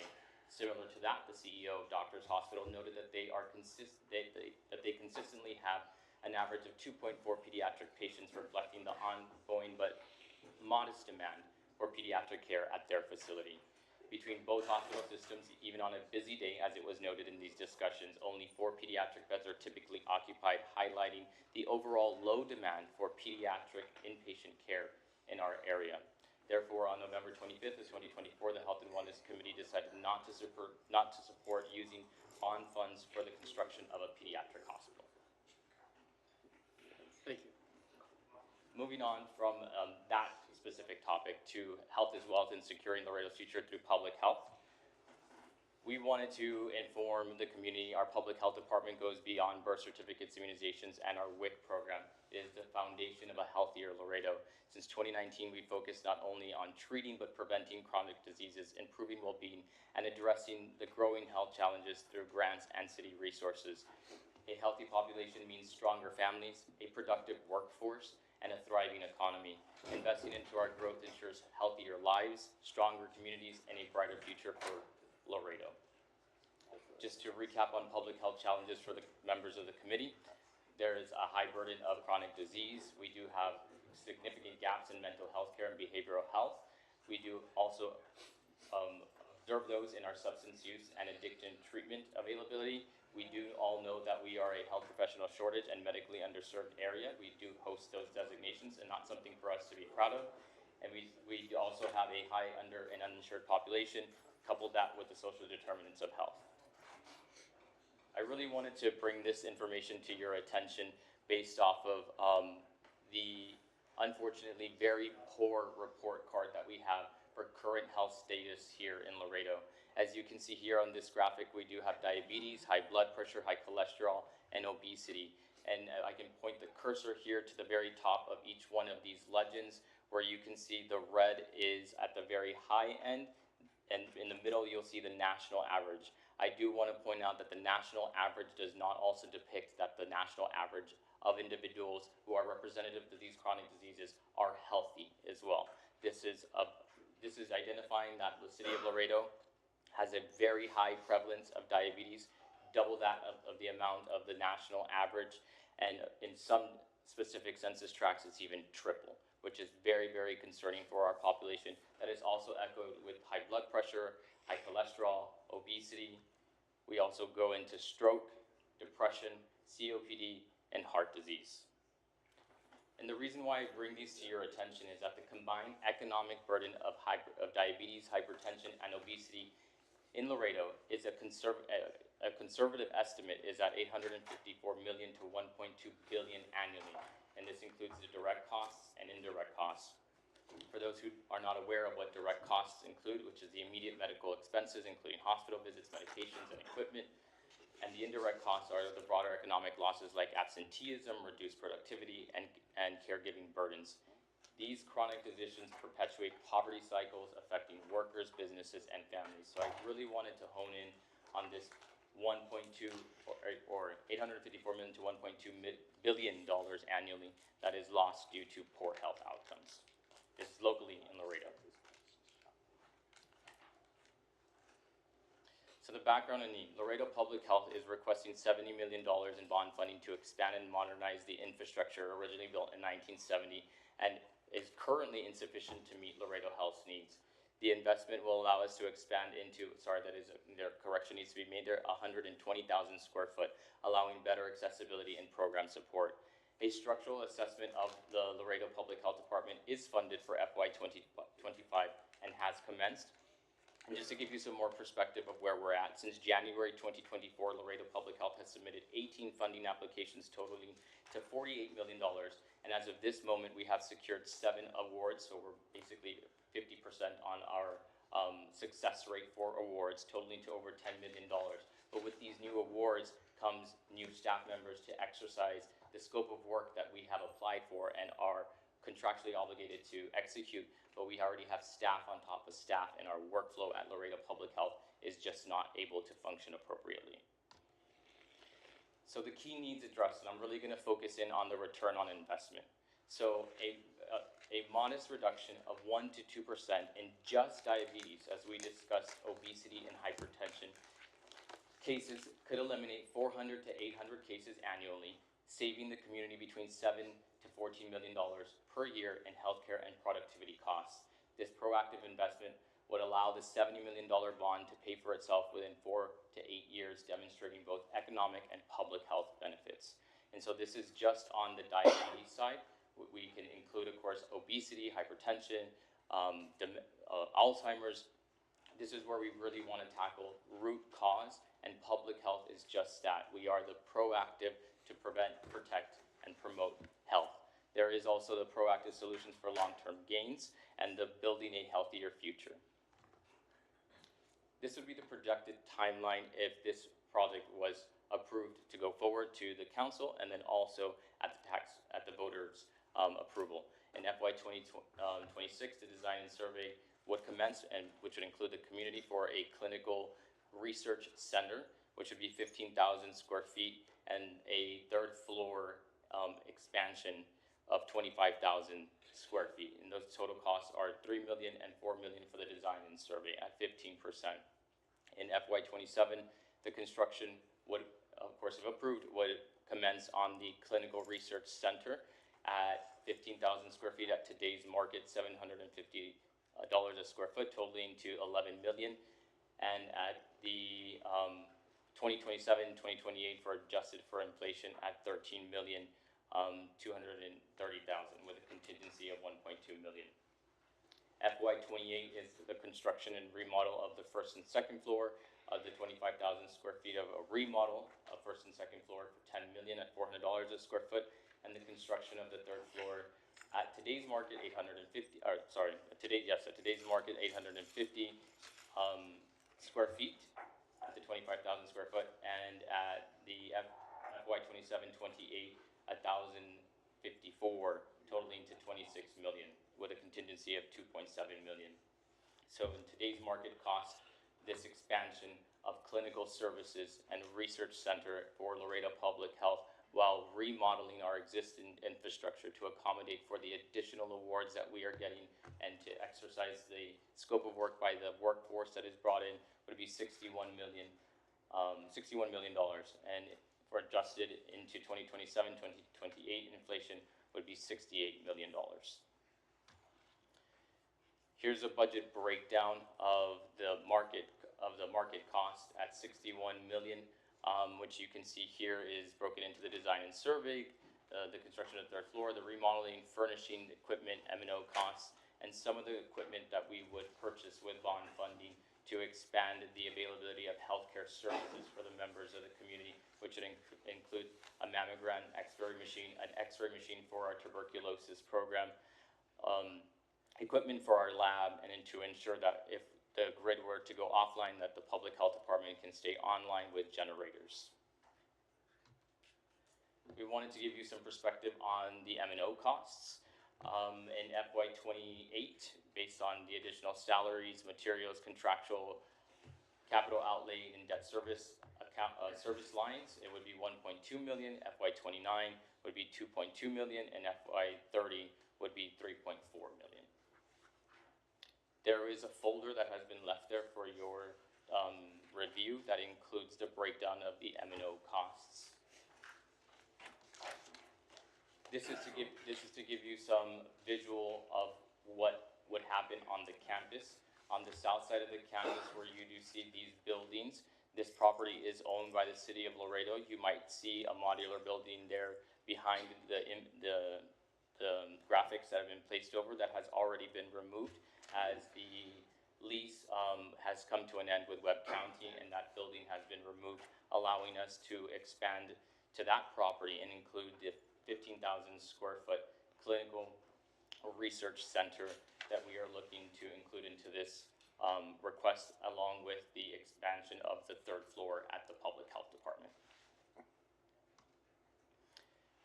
So the subcommittee did decide on December 9th, and that they motioned to approve to allocate the $70 million from the proposed bond referendum to strengthen the public health initiative by expanding the infrastructure at the Laredo Public Health Department. Thank you very much. Questions? Questions from the chairman that are up at the front? Go ahead, do a call. I think we have another presentation. Well, I think we can probably, maybe just take one at a time. And Yeah, but if I could just, again, Dr. Chamberlain, thank you for your presentation. I think going back to the health slide, the one that shows where we're at as a community, is probably my favorite slide, because if this doesn't strike a chord, we are leading the nation in diabetes rates, in obese rates. We are an unhealthy city. And when you have an unhealthy city, that directly correlates with economics and poverty rates, and the list goes on and on. We love our carne asada, we love our drink, we love our culture, right? But it's taking a toll. If you don't know somebody, if all of you, and this is a wake-up call with however you vote, if you do not know somebody, or most of you probably know somebody that has diabetes. Most of you have family members that are struggling with obesity. Most of you may know somebody that is struggling with depression. This is all correlated, and this is how important this bond, this particular ask is. And so I would just ask you all to consider the ask from Laredo Public Health, because it will have a significant impact, if passed, on our community, not just for us, but for generations to come, if it is approved and comes to fruition. So, Dr. Chamberlain, I just want to say thanks again for that presentation. It's extremely eye-opening. Are there any questions for Dr. Chamberlain from anyone? Go ahead. Sure. Motion, second. Is there, well, any questions, and then we'll go into the motions. I have Put your last slide on there, the one with the motion. So everybody in the audience can see. Okay, I think Chairman Vela had a question. I have a question. City Manager, you must have a number in your head that you think is realistic that can pass. What is a number in your head that you think is realistically, the people can, the city can handle, the people will be able to digest? Because right now we're at $450 million, ladies and gentlemen. $450 million. That's 12 cents, 11 cents, 11 cents. increase. And this is why I said earlier, we need to make, and I know we've said several times, we're advisory, I get that. But I promise you, city council isn't gonna cut what we put in front of them. They're gonna take every single bit, they're probably gonna add, but they're not gonna cut. And the last thing I want is when I'm walking around town saying, when people are upset because our taxes went up 15 cents, what were you thinking, Roque? And I'll be able to say that it's not on me.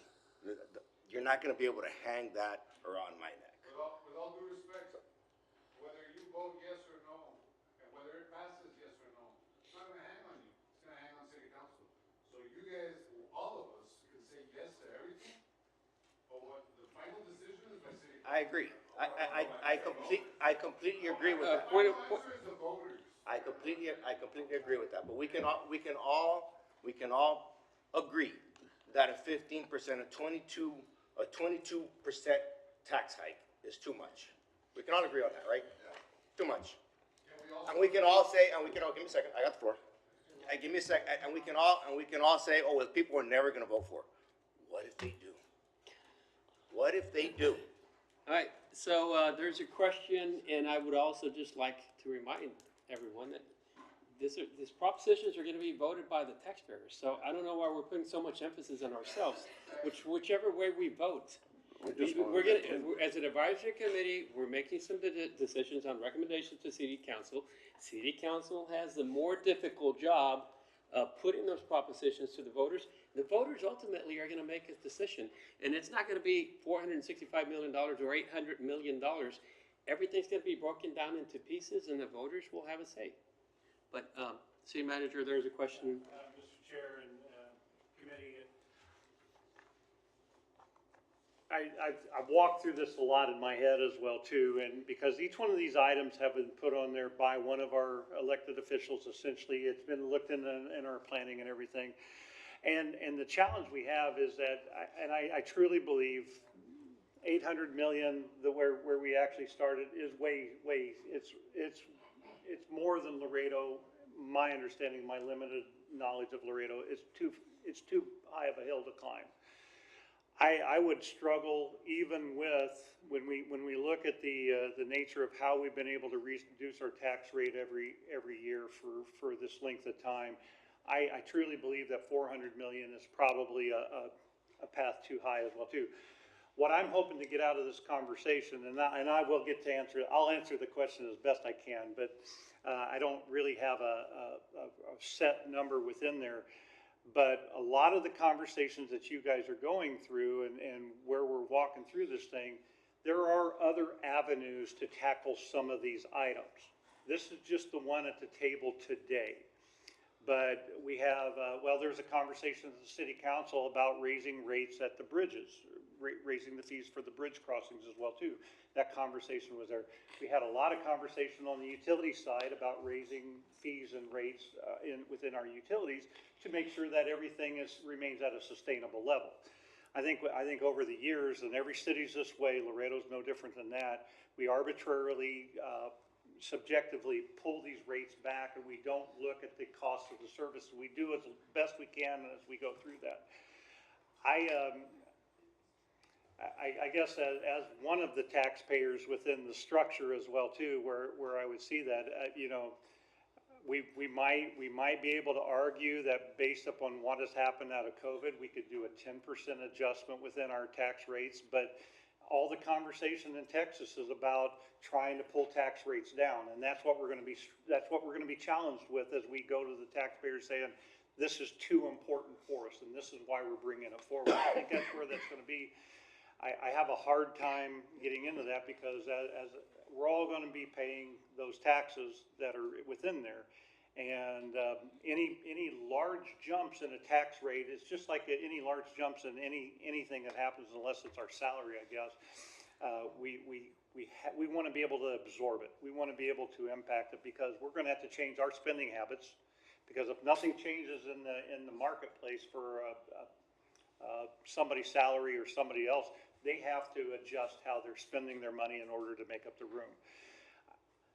I'm uncomfortable with anything definitively over a 10% increase within it, but that's going to bring it all the way back. Which is how much money total? Well, $200 million. $200 million total. Yeah, and We're so. at $550 million of this. And when you look at our population now, we have everything. 20% of our population is below our poverty level. That means 80% of us are above that. Our average salaries for everybody that's within that range. The average household, I believe, is 150,000 or somewhere right around that mark. Those are the individuals that we're trying to sell with this effort. And so I think that's the challenge we have with it. And so I'm just looking at, I guess my personal opinion is I can get on board for a lot of different things because I want my home to be better than it was.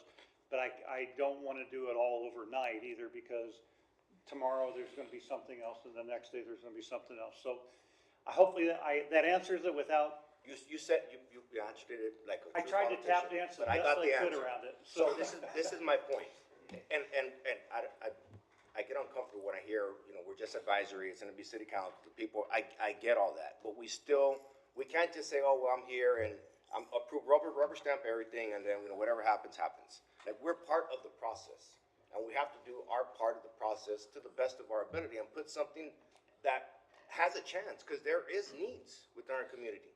There's real needs in our community. Is a water park one of them? No. It's some of the other stuff. Honestly, maybe with the exception of the administration building and parks, is any of that something that we need? We'd absolutely love to have it. Rec centers, do we need it? In 6-5, in District 6 and District 8, no. Do we need another $500,000 in M&O to run each one of those every year? No, we don't. So my point is, we need to step back, and in my mind, it was the same as yours. $200 million. $200 million, the 10% increase. We can do that without doing any damage to the people of Laredo, because I don't think this really has much of a chance, to be honest with you. But $500 million definitely does not have a chance. It's not going anywhere. It's dead in the water. It's not going anywhere. And like I said, there's real needs that the city of Laredo needs. Chair, if I may, so the way I envision this happening is that you're going to establish priorities within all these projects. Staff is going to bring back to you this list of priorities, and it's going to have this little number on the far right side of that. You're going to have at least another opportunity once you have this. The prioritization is to help reduce the workload. Then when we get the prioritization down, then we're going to plug all the numbers in there, and we're going to say this is what it's going to cost.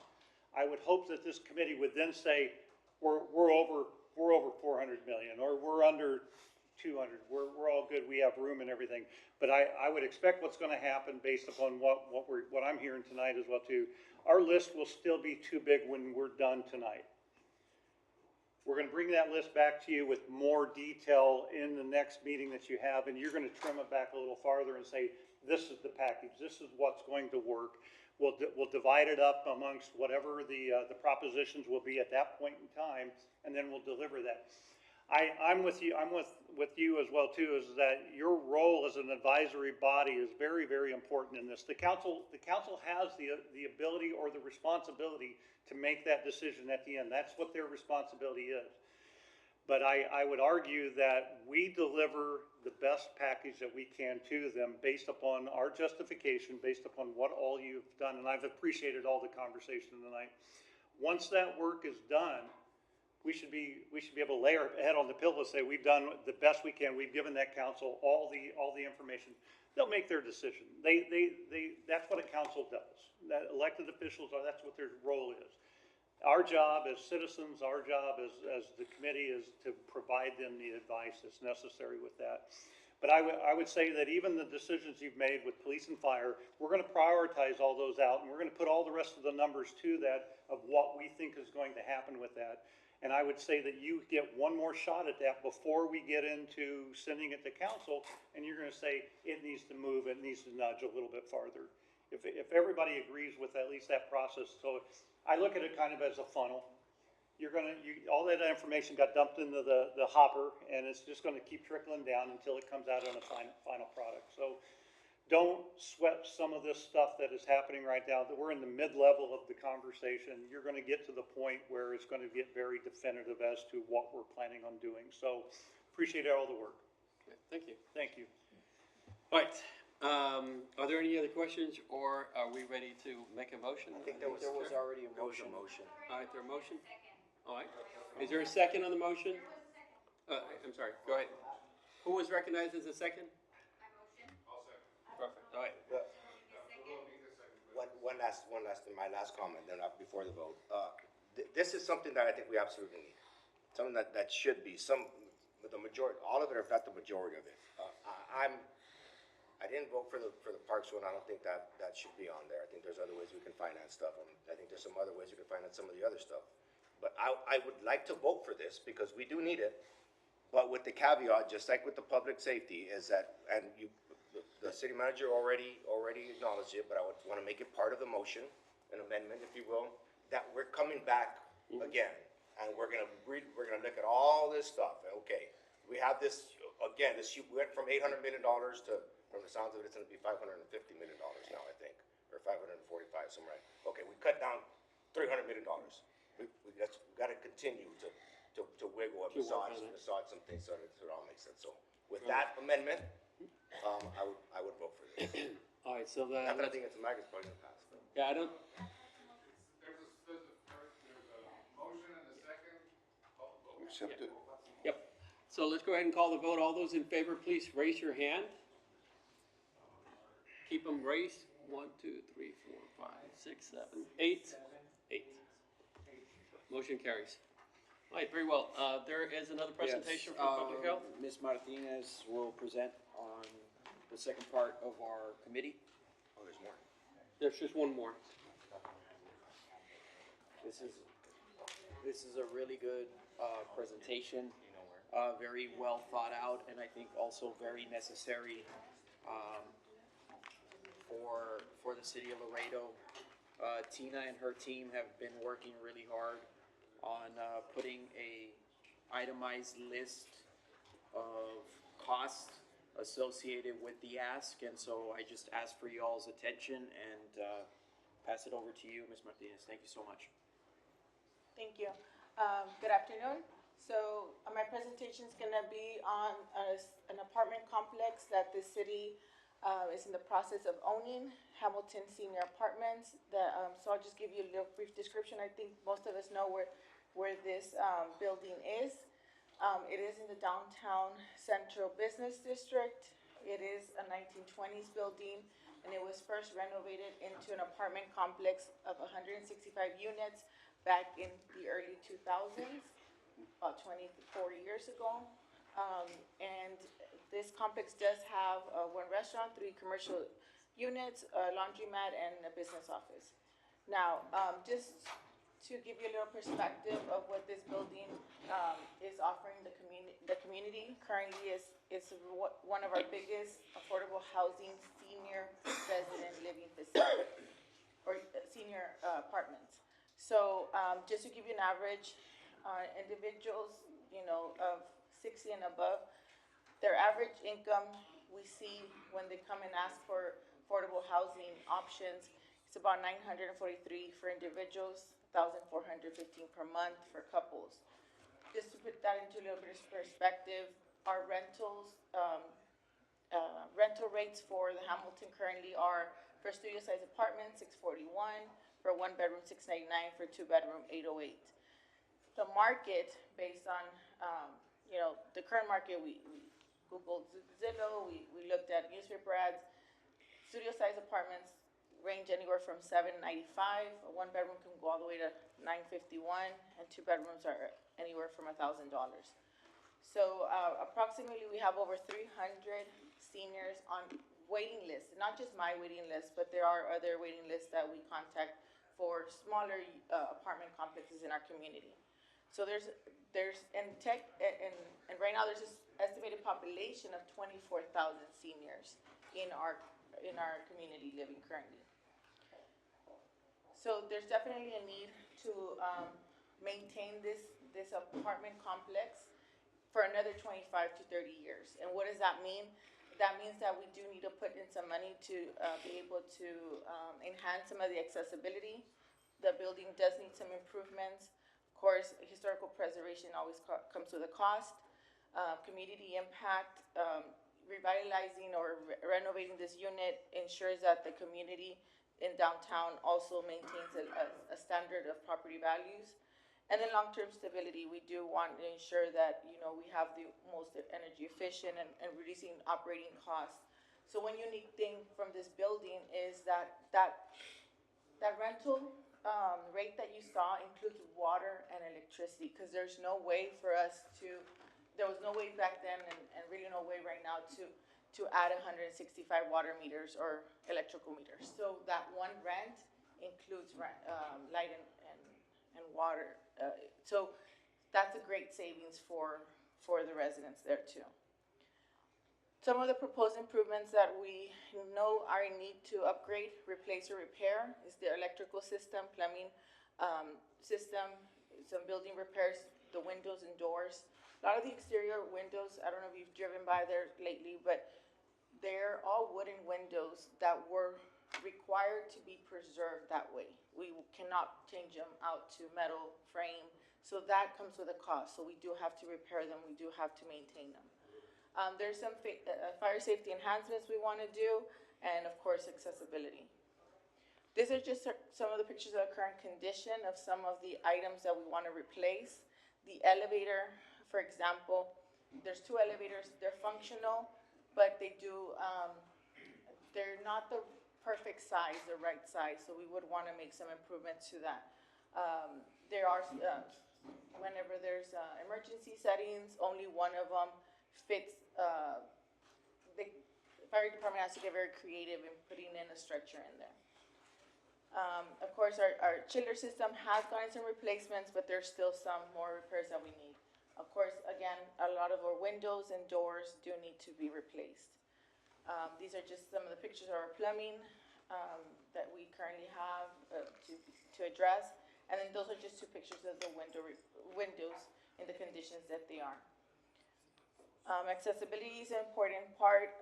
These buildings, most of the units do have tubs still. We have been able to get through some grants. We have been able to switch out to some showers, but there's still quite a few number of tubs in those units. So what are we requesting? We're requesting $10 million for planning, design, testing, and construction. So that's just a list of some of the items that we've identified that would need to be repaired. These are actual costs that we've already gotten, you know, quotes on, or, you know, started looking at what we would need to bring to make some of these modifications or renovations to the unit. So our timeline would, if approved, we would be able to execute all of this in 36 months. So just to give you a little bit of background, currently on the financial review of this building, so currently our budget for maintenance and operations is 1.2. It is self-funded currently with rental revenues and tenant fees. So currently there is a HUD loan already on it. There's a $5.5 million loan that was helped with some refinance of the original 2000, back when it was originally renovated. Those 5.5 was refinanced back in 2016. Some modifications and some improvements were done in 2016, like the roof repair, so that's not included right now. But all that is already being covered currently by the rental revenues. That's our current staff. Currently, we do absorb some of the managers and some of the other positions, partly funded with other apartment complexes that the city already owns. So we share staff in some of these units for running these units. Occupancy, we are at 135 tenants. The reason is that some units do require major repairs, so we haven't been able to, when we took over the property, we haven't been able to renovate all of them. So currently the waiting list just for these apartments is 43 individuals. Summary of goals, aligning how we align this project to our Viva Laredo is, of course, we always want to improve housing quality for all, different members of our community. We want to always enhance our community infrastructure. We want, and of course, always promoting accessibility. That's really what I have in a nutshell. I'll try to be as brief as I could. Awesome. Well, If, Chairman, if you don't mind, I just wanna commend you, Tina, you're always on point with, everything that's happening real estate wise, within the city, and, I appreciate your presentation. The one thing that I do wanna highlight is that sort of sticks out from the Hamilton is that, and I didn't know this, just coming into this committee, is that is an income revenue or income producing property, which is major for the city. So at the end of the day, the ask is minimal to enhance it and to create even more revenue that the building is already generating. And so you know, unless anybody has any other questions, I'm ready to make a motion to accept the $10 million ask from, for the Hamilton and the improvements that are being requested through this presentation from Ms. Martinez. Second. There's a motion on the floor, there's a second. Discussion and questions on the topic. Discussion and questions on the topic? Anyone? All right, let's go ahead and call the vote. All those in favor, please raise your hand and keep it raised. 1, 2, 3, 4, 5, 6, 7, 8. Motion carries. Thank you. Thank you. All right, we're gonna go move to our last, subcommittee, and that's gonna be the Public Infrastructure Subcommittee. I'll turn it over to Chairman Vela. Thank you, Mr. Chairman. This shouldn't be too long. So we've concluded what we were tasked to do. And there's three, is Myra still here? Myra left? Okay, so we have three commissioners here right now, and mind you, you guys have probably figured out by now that I'm trying to keep this number as low as possible. And I went into this committee the same way, but I never led the committee that way. I always let them kind of dictate, and we probably had 5 meetings, I think. And at the end, the recommendation was 0. And not because we don't think that there's any needs. There is absolutely needs that Public Works has. John does a tremendous job. But that was the recommendation. There was a few other things, as the city manager alluded to. One of them was a resolution that, in order to start the process of bringing Mines Road, right now it's a farm to market road. And we all know what a farm to market road is, a road from Mirando to Zapata. That's a farm to market road. Obviously, Mines Road is not a farm to market road. So in order to start the process of bringing it up to the state highway, City Council needs to present a resolution along with the Webb County as well, take it to TxDOT, and then that starts the process of bringing it up to a state highway, which would help with some funding, possibly. We also looked at the fiber optics along Mines Road. I think it's gonna be like a $2.8 million project, something to that effect. Does that sound right, Mr. Chavez? $2.8 million. We thought about taking that to the city council, making it part of this bonding project or process, but it makes much more sense for the RMA to take that into under its wing. I think Commissioner Dominguez, who's on the RMA, can lead that. It's just a project that makes sense with the RMA and the type of money that they have right now. And then we had, I know there's one other one. I think there was 4 total. That's it, just those 3? Okay, so then the third one, and mind you, this was after, I presented this idea after there was a motion for 0. Is that I was on the city, and I mentioned this a couple of meetings ago, I was on the Charter Revision Committee. We had put a charter revision in front of City Council to take 5%, as the city manager just alluded to earlier, take 5% of all property tax money collected, which is about $100 million. And yes, that includes the debt service and all that stuff, but it's $100 million, and dedicate that to street paving. It's gonna be about $5 million. And of course, increasing as the city increases. So as it becomes $150 million, it's $7.5 million, and so on and so forth. And the reason I think that it would be prudent for this committee to move it forward is because we can take advantage of there being an election. And I don't see why we wouldn't be able to put this amendment, of course, with City Council approves this time, putting this on the ballots to make an amendment to our city charter, because what's important about making the change to our city charter is it's set in stone. You cannot change that.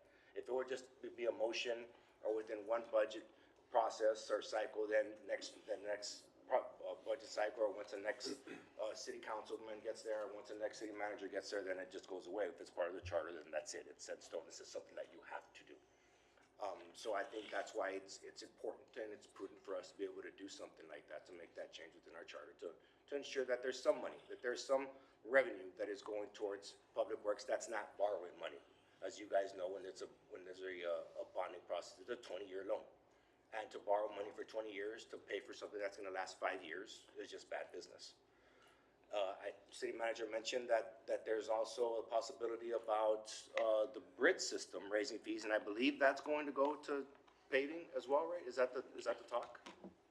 To street paving? The increase in bridge fees, or is that just going straight to the general fund? Or the enterprise fund then into the general fund? Yeah, Chairman, and it could go a lot of different ways. I think the conversation they were having right now, at least the limited conversation, they were trying to figure out exactly how to put some additional money into specific uses for the Port of Laredo and for that.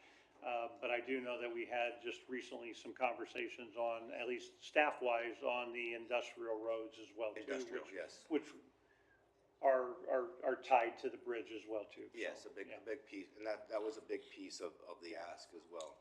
So, again, the reason for me asking this committee is now this would be a second completely different body of individuals, of Laredoans, once again going in front of city council and saying, look, this is how we think street paving should be financed, or the start of changing a way of thinking of how street paving should be financed. So yes, I'll take it on three different motions.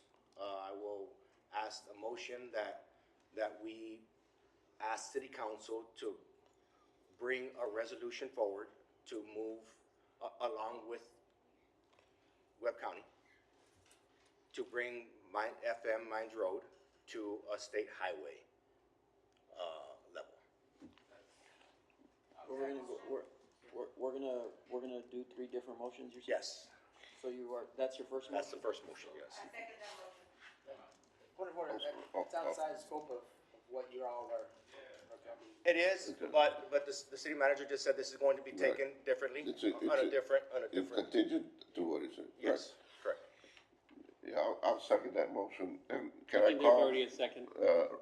Rick, can I call him up to the podium?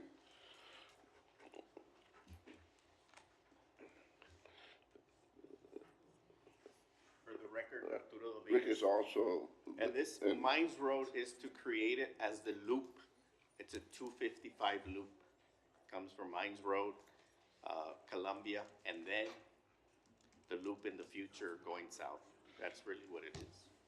It's changing that designation, maybe to get more funding from TxDOT. That's the whole idea. Yes, sir.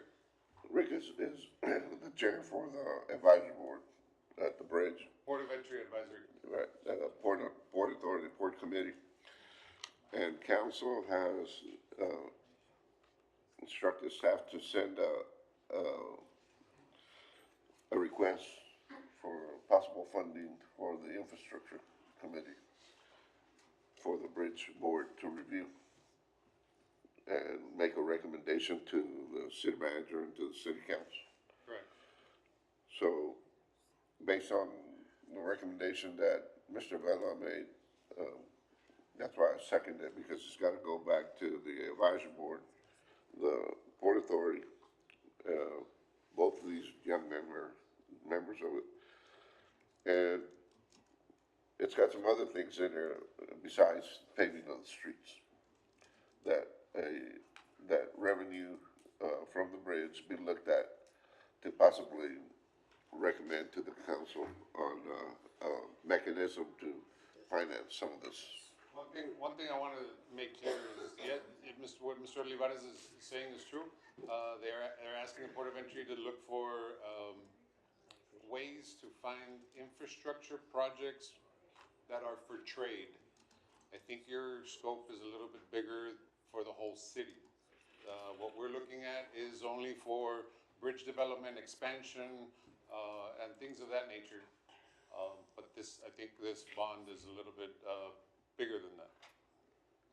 So, really quickly, I know you mentioned that we're making a motion is out of our scope. Yeah, the scope is about what you're proposing the council to put forth to the voters as a bond referendum. So, And any matters there too. right, so I take it, I'm trying to make it work, so I take it that you're recommending $0, but to look at a different mechanism. Is that, They're asking for a recommendation in bonds, right? for public infrastructure, and any matters there too. This is a matter there too. So by all means, but first and foremost, is there a recommendation on the bond along with your motion? It's our recommendation for different ways of financing. Now this one, obviously, this, there's no money tied to this. So aside from wanting to push against it, that there's really no reason to. There's no money tied to it, but hopefully with the designation change, we're gonna get money from the state. So one quick question, and comment. The one thing that we've always argued about in trade is that the infrastructure for Laredo is not there. How can there be a $0 ask? Now, you're only focusing yourself on one district. You're talking about the whole city. Yeah, I mean, you guys might be thinking of District 7 and the bridge and Mines Road and things like that. No, there's but- absolutely a need. There's absolutely a need, Well, yeah. And infrastructure should be seen as a necessity after water, public safety, and absolutely, infrastructure. agreed. So I don't understand how out of all our committees, that has $0. I think we all, and again, the committee members can come up here, because I'm not speaking for myself. I know it sounds like it because I've had the same message this whole time. But we've all agreed, there just wasn't, we're not comfortable, we don't think that there has been enough within the city for us to say, okay, here's some more money. And we all understand that there's a huge need, but there's just other ways. We're all feel like, okay, the city has done absolutely everything it can to be fiscally responsible, and it's not enough money. I think that's where you're blending the lines of politics with what we're here to do. It's not politics, it's reality. Well, reality, but that's something out of, like you said, out of the scope. We're not here to say the city's done a bad job with managing money. Mr. Neve has not done a good job of managing finances and things like that. We're not here to do that. You can choose to approach it your way, and I have choose to approach it a different way. Now, again, this is not something that I led this committee to. The committee went through everything, and this was. I find that very hard to believe. You have somebody in trade from the transportation department or industry, and somebody from trade industry in your Commissioner committee. Laurel, I'm not going to get into an argument with you. Commissioner Dominguez. Let's not turn this. That it's out of scope. Let me say something, folks. Let me say something. Let's not turn this into a debate and a back and forth issue. Let's just state the discussions, right? But let's not turn it into a debate. You know, state your case, and then we'll just move forward. I think that the city has, okay, my case is, the city has a lot of infrastructural needs that I don't think we should go to the city with a $0 value. I think that you need like you just mentioned, it's Mines Road, but it's bigger than that. It's adding to the loop, it's outer loop, it's adding connectors, it's adding all sorts of different roads that we need, because that is primordial in our industry. Understood. Chairman, if you let me recognize. Just 1 second. I'm just gonna make a point real quick. We need the outer loop. We need Loop 20 needs to be brought up to standards. Obviously, Mines Road. Mr. City Manager, can you answer me one quick question? Who maintains those thoroughfares? Outer loop, the outer loop when it comes. Loop 20, Mines Road, all those thoroughfares. Who maintains those? Whose responsibility is that? If I'm understanding the question directly, those are state highway systems. So that money to get invested in there comes from, A majority of that money should be coming from the state highway. Now, we do have state highways within the city that the city does contribute within. So those are the more difficult ones that, Mines Road is a great example of ones that, essentially because it's a hazardous material route, the cost could fall on the city. Right now, TxDOT is taking care of the cost associated with that to their level. right, and Mines Road is one that we all agreed on was something that needed to be invested into, because I think it's like, the over-under was at $1 billion, and I think that might be low, to be honest, to turn it into a true interstate, like what it needs to be. At that point, it becomes state funds, right? But for Well, now- no, well, it's already maintained by the state. That doesn't mean that we can't go. Let me recognize a few other individuals to talk. There's a few other individuals before you, ma'am. Let me just recognize those individuals and say their word. So I think and just to clarify what Chairman Vela is saying is that instead of taking this to a vote to the taxpayer under a bond, and correct me if I'm wrong, your motion is to recommend a different funding mechanism for this infrastructure instead of taking it to a vote per se under the bond referendum. Is that correct? Yes, well, we'd be taking a vote to the people would be voting on whether or not this is a type of way to finance. It's a charter revision. Yes or no? Correct. So Yes or no? So with that also, with the designation, that then opens up funding for Mines, for Mines Road or for any other. Well, no, Mines Road is one that is probably the only state controlled thoroughfare. Sorry, because we've been interrupted, Commissioner Dominguez, more than once. Go ahead, Commissioner. So the road, even though it belongs to the state, the lighting system and the traffic system is controlled by the city, okay? So that's a different issue. The other thing, it went from number 12 most busiest street truck traffic in the state to number 2. So it's up there, and we have to take care of it because even though the bridge system is part of all of the traffic thing, so they should somehow also fund the traffic that runs around that area, which is what he's saying, that it should be part of that money to be invested in the trade, which I agree.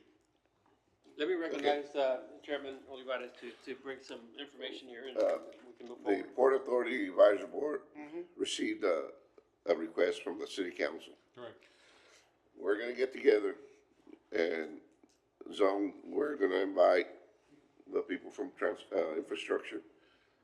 They're gonna let us know what their needs are, because the advisory board doesn't know. We're gonna run it through a process.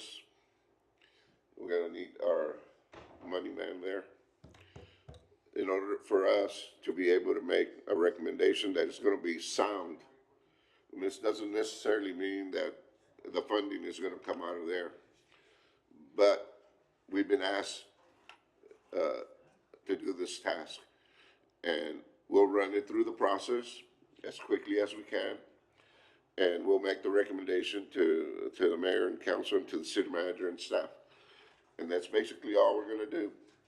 But we'd like to have the committee members there so they can let the advisory board know what their interests and their needs are, so that we feel that it's something that's feasible or not.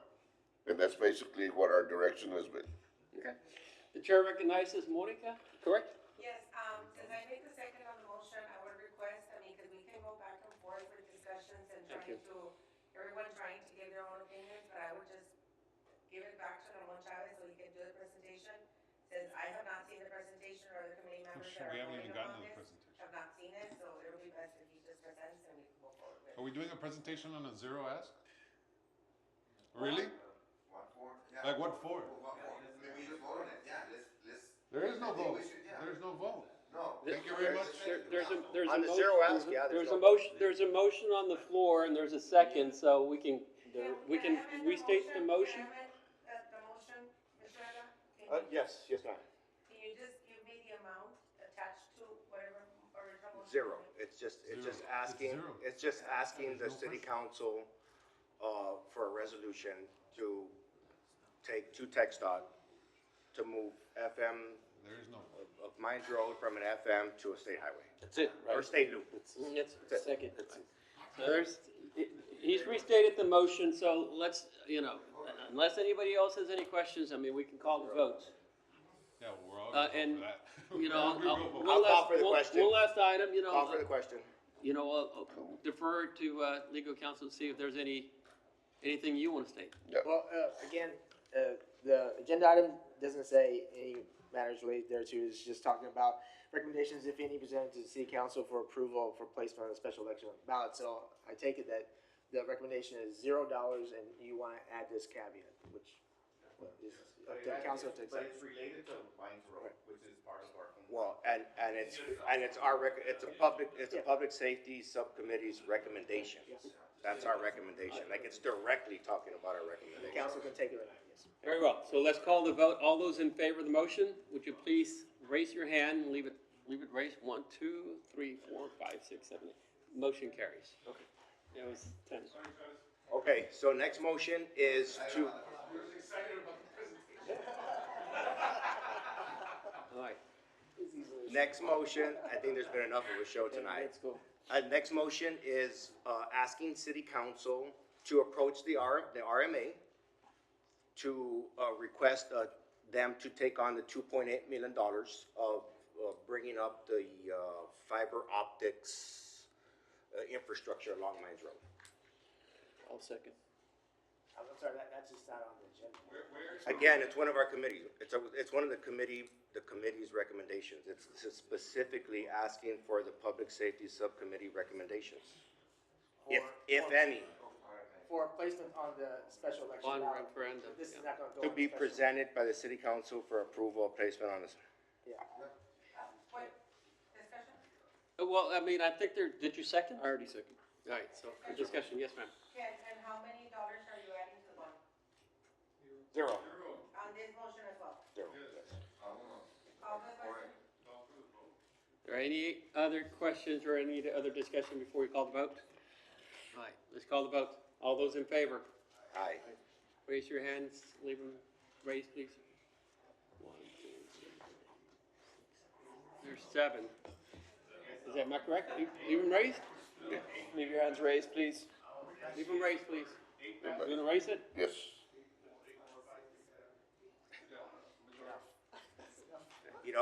When I'm asking for zero money and somehow it's difficult to.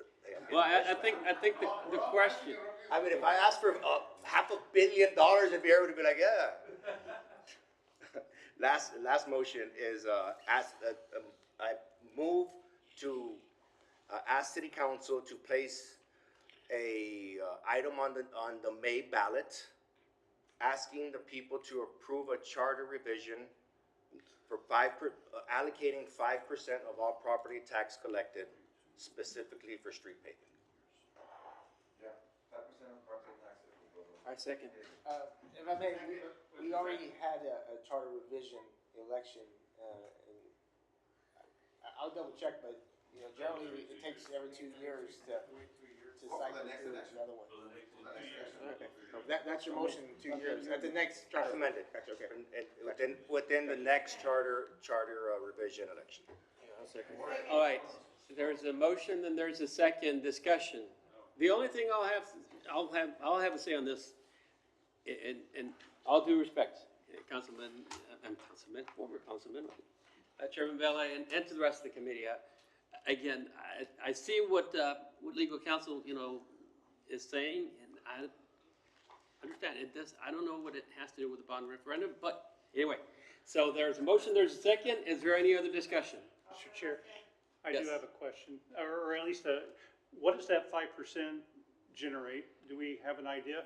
It's gonna be about $5 million, a little over $5 million. It's Okay. $5.3 million. All right, and I think this goes to, about the conversation with, Mr. Chavez, given that presentation to at least a point. But since this question is up, we have 900 miles of streets in the city that the city is responsible for, plus or minus, but 900 miles of that.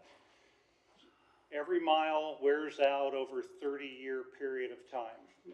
These are really rough numbers for that. That number's really high. What Mr. Orfila does is that he comes in and mills and resurface at least once every 15 years on those streets. Some of them get a more, some of them get a less, but that's that structure.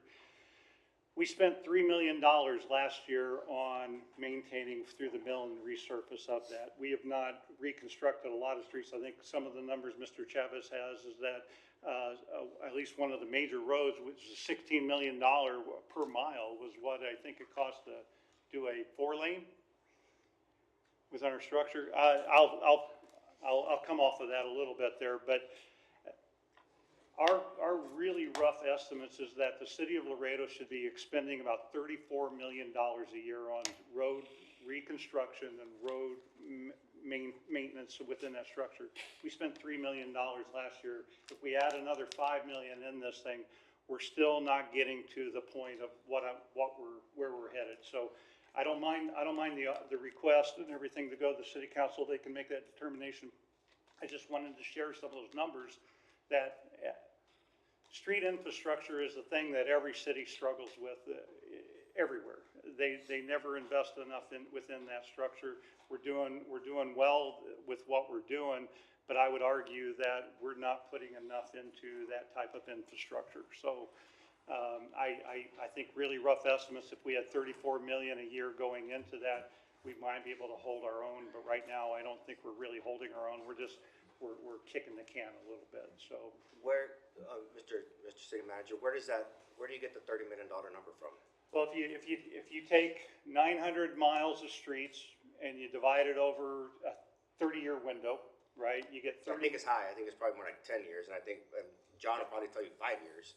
Yeah, well, and that gets worse then, right? Because it is that cost. And so if you think, if we did something with 30 miles of streets every year, and then the mill and resurface, and Mr. Orfila does a great job of making those numbers, stretching those dollars as far as he can for those miles that we are able to get done.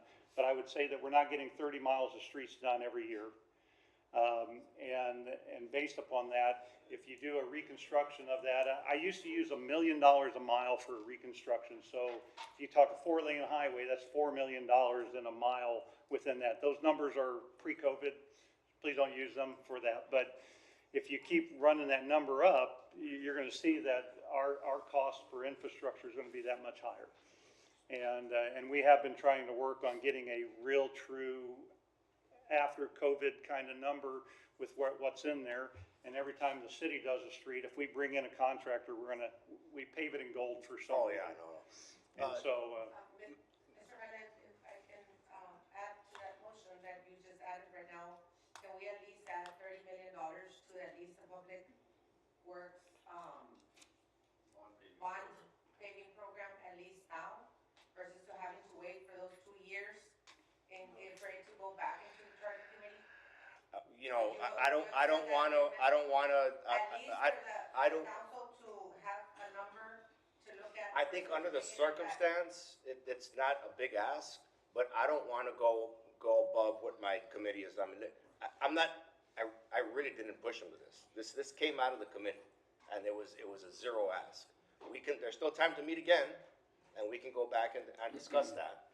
Okay, can we at least entertain the idea of getting the 30 million in agreement today, so that would be a number that you can take back to your committee to work with, at least while we work? We can, yes, we can, I will amend the motion to add $30 million pending approval from the Public Works. Mr. Vera, We're gonna have to come back to this. We're still gonna come back anyway. yeah, Mr. Vera, the 5% you're talking about will be on top of the budget, or it will substitute the budget for, No, it's not gonna, it's set, so right now that 5% would be going to city council pay. Instead of going to city council pay, it goes to. it will be added, okay. All right, there's an amendment to the motion, to the original motion. Do you want to restate that motion, then we'll call the vote? We're motioning to ask for asking city council to consider putting, a charter amendment on the next, in 2 years, 2-year ballot, on the next charter amendment ballot. to dedicate 5% of all property taxes collected to street paving. And 30 million, adding $30 million to this year's bond pending Public Works Subcommittee for street paving. Okay, are there any other questions or any discussion on the motion on the floor? All right, we'll call the vote. All those in favor, please raise your hand and leave it up, please. 1, 2, 3, 4, 5, 6, 7, 8, 9, 10, 11. Motion carries. All right, okay, we'll move on. We'll move on to a question regarding meetings. Do we have any information regarding our next scheduled meeting? No? All right, do we vote on that? Do we schedule that today, or is someone else gonna schedule that for us? I don't think you have to vote on it. All right. We'll come back with the date. You'll inform us. We'll do the same process as before. Okay. Because we have to allow ourselves enough time so that we can work on this package. Very well, very So- well. And then one last item before we adjourn, or ask someone to adjourn. There's a question regarding the public hearings or town hall meetings that I believe we're supposed to be participating in, the subcommittees and the committee. Any information on that at this point? Mr. Chair, the hope was that we would have enough time to get into at least having a couple. The nice thing of what we've done though is because these are public meetings, so we've kind of met some of the conditions of that. I don't think we're gonna have time to go out there and do those to that level. More than likely, what we will do is that depending on the champions of for and against, whatever the decision is, more than likely they will enter into some type of a public conversation to talk about the benefits or the issues that we could have with this bond referendum from that point forward. Very well, Mr. Knapp. Right, I'd like to entertain a motion to adjourn. So All right, motion by Tony and seconded by Chairman Olivares. All right, thank you.